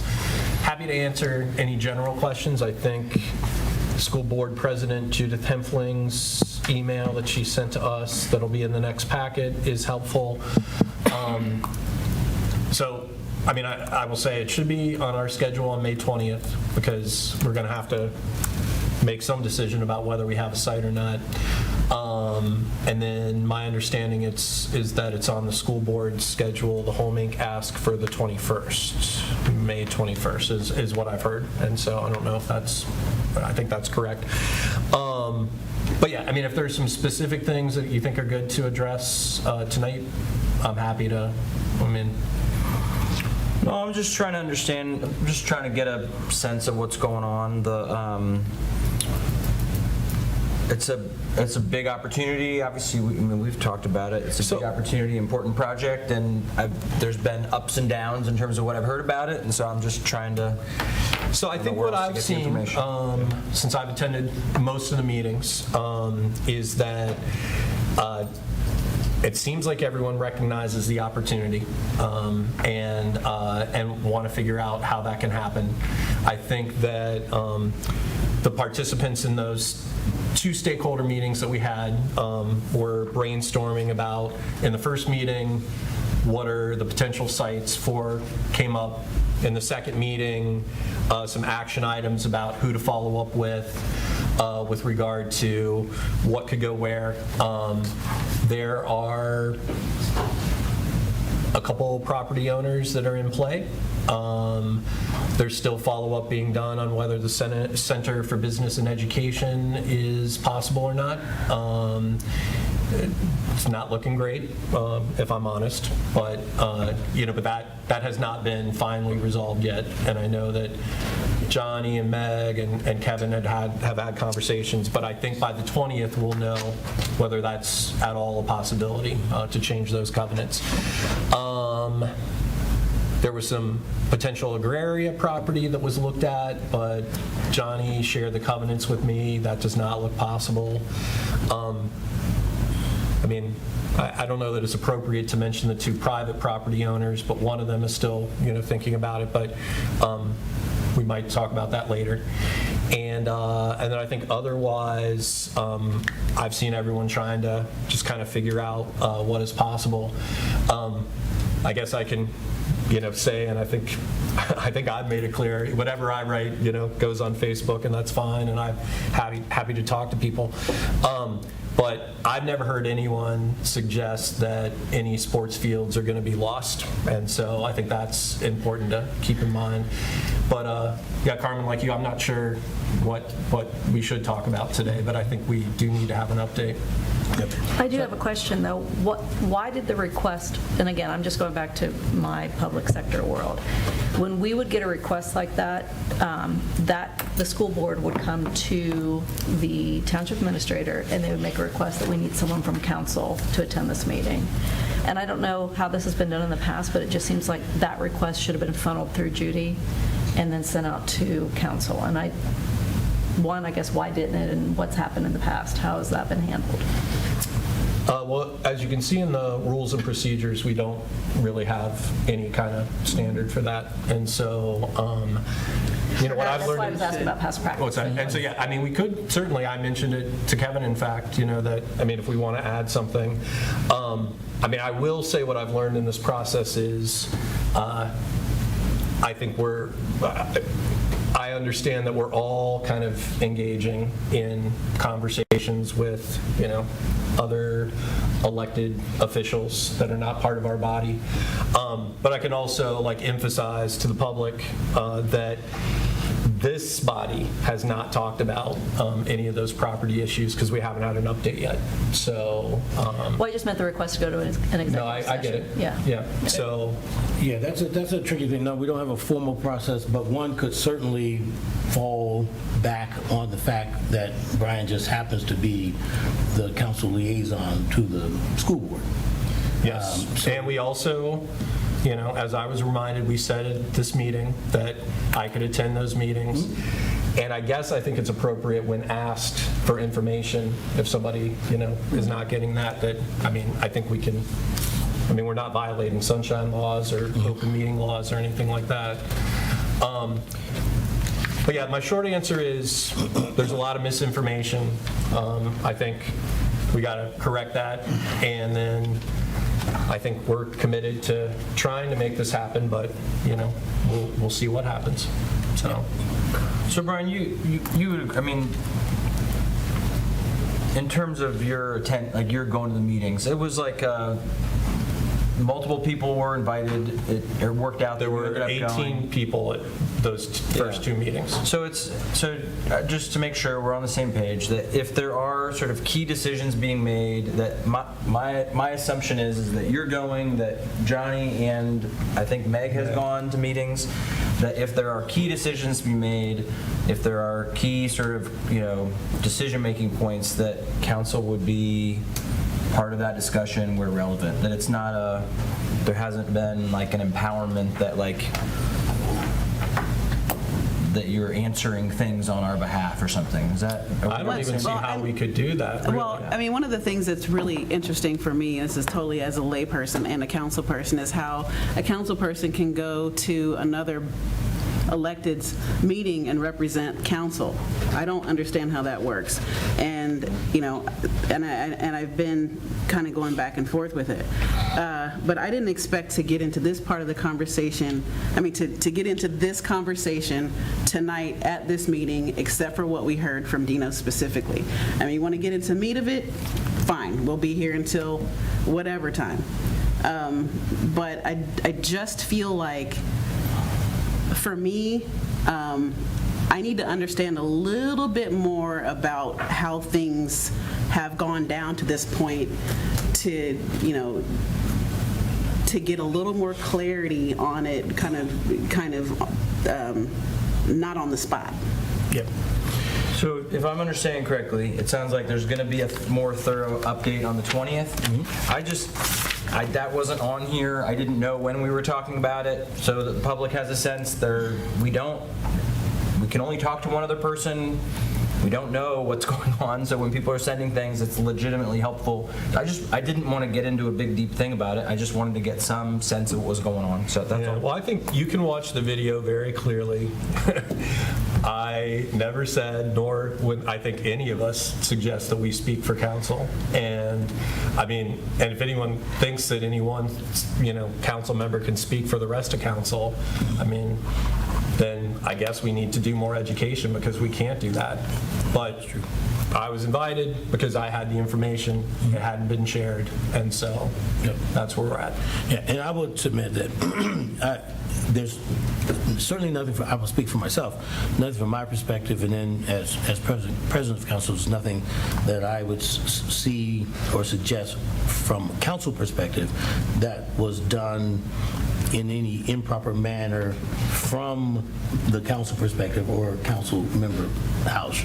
So yeah, there's a lot of stuff out there. We will have the report on the 20th. I know we've been talking about the 20th for a while. I don't know why it's on, because we didn't ask for it to be on future agenda. We just hadn't gotten to that point yet. It was on for this meeting. Gotcha. And then I thought the decision from agenda planners was that we were moving it to the 20th. Did we just? Human error. Okay, we just missed it. So no harm, no foul. Yep, so we're good. All right, I'd like to wrap this up now, unless someone has something burning to say. Not getting a sense that there is. There's no old business. We have a couple of items in new business. No old business. We got a couple of items of new business. The strategic planning discussion. Johnny, that's yours? Yeah, it ain't gonna take 15 minutes because I just wanted to highlight it. It is part of our goals. And if you have questions or suggestions on what you want to see done, we need to get this plan implemented. That way we know which direction we're going. Going there, going here, grabbing that penny, that's not what we need to do. So that's why we want to do it. We did put it in the budget. Gavin put money in there to hold it in place. It's our roadmap. That is the big kicker of it all. The strategic plan will be a roadmap for us on how we're moving forward next year and 10 years. And as we check boxes off, we can add things to the strategic plan. But if we don't have a plan, we're going everywhere. And so that's the reason why we want to try to do it. Plus the other thing is with strategic planning is it also aligns with the finances. Because if you have a $10 million ideal, you can't put it in the front of the list because we got to be able to plan for that ideal. So strategic planning, I put in a thing in the packet. If you have any questions, you can call, talk to me, give me suggestions on what you want to see. But the summary's all there. Great. So, excuse me, yes, Johnny alluded to the last page of the packet. Do forgive me. It does have an outline or an overview of the strategic planning process, and we know that we touched on that in an earlier discussion. So that, thank you. You guys are so thoughtful. So, again, it's in the packet. There certainly is room for a great deal more discussion as we plan and prepare to move forward with that. So I would direct any council members who have additional concerns about where we are with that to reach out to the village manager to get any details. And then as we continue to move forward, there'll be more said and more done as we prepare for that. Okay? All right, Johnny. Next, we have appointment of alternate MVRPC steering committee. Brian, I'm going to give that to you. Yeah, so this is pretty simple with several of our MVRPC committees. They like to have an alternate so that they can have quorum. So, Kevin and I are sharing responsibilities on the executive committee. I know Johnny, I think Meg's, you're on the technical advisory alternate. And so this institute, steering committee is the one that's doing all the age-friendly work and doing a variety of other things around public transit, and so they'd like, well, I'm the age-friendly chair, but we need an alternate. So, as Judy mentioned in her email out to council, they meet quarterly. I'm always there, so it's doubtful that an alternate would need to attend, but you never know. Just to facilitate moving forward with this, I will submit, it's not a motion, I will submit that since I am the alternate to the board, the MVRPC board, along with my partner, Brian Housh, unless someone else wants to take that, I would offer myself as the alternate. Going once? Going twice? That makes sense. Going 3 times. All right, I will be the alternate on that steering committee. Okay? Future agenda items. Judy, can you please share what you have already? So we've got another reading of the council rules. We should have a lease agreement with Cresco, may have a resolution affirming a housing vision statement, and we should have the PUD agreement for the Cascades project in front of council next meeting. Brad will be here with a wastewater report, and we've got the sidewalk grant report here. Obviously, you wanted a LIHTC update, and we had bumped Emily forward because she was on vacation right up until today, so. Okay. Judy, the Cresco lease can come off. Oh, okay. Forever or just for now? Are we expecting something else on strategic planning? Not on strategic planning, no. Okay. Can we maybe ask for something on strategic planning for June 3rd? Yeah. Okay.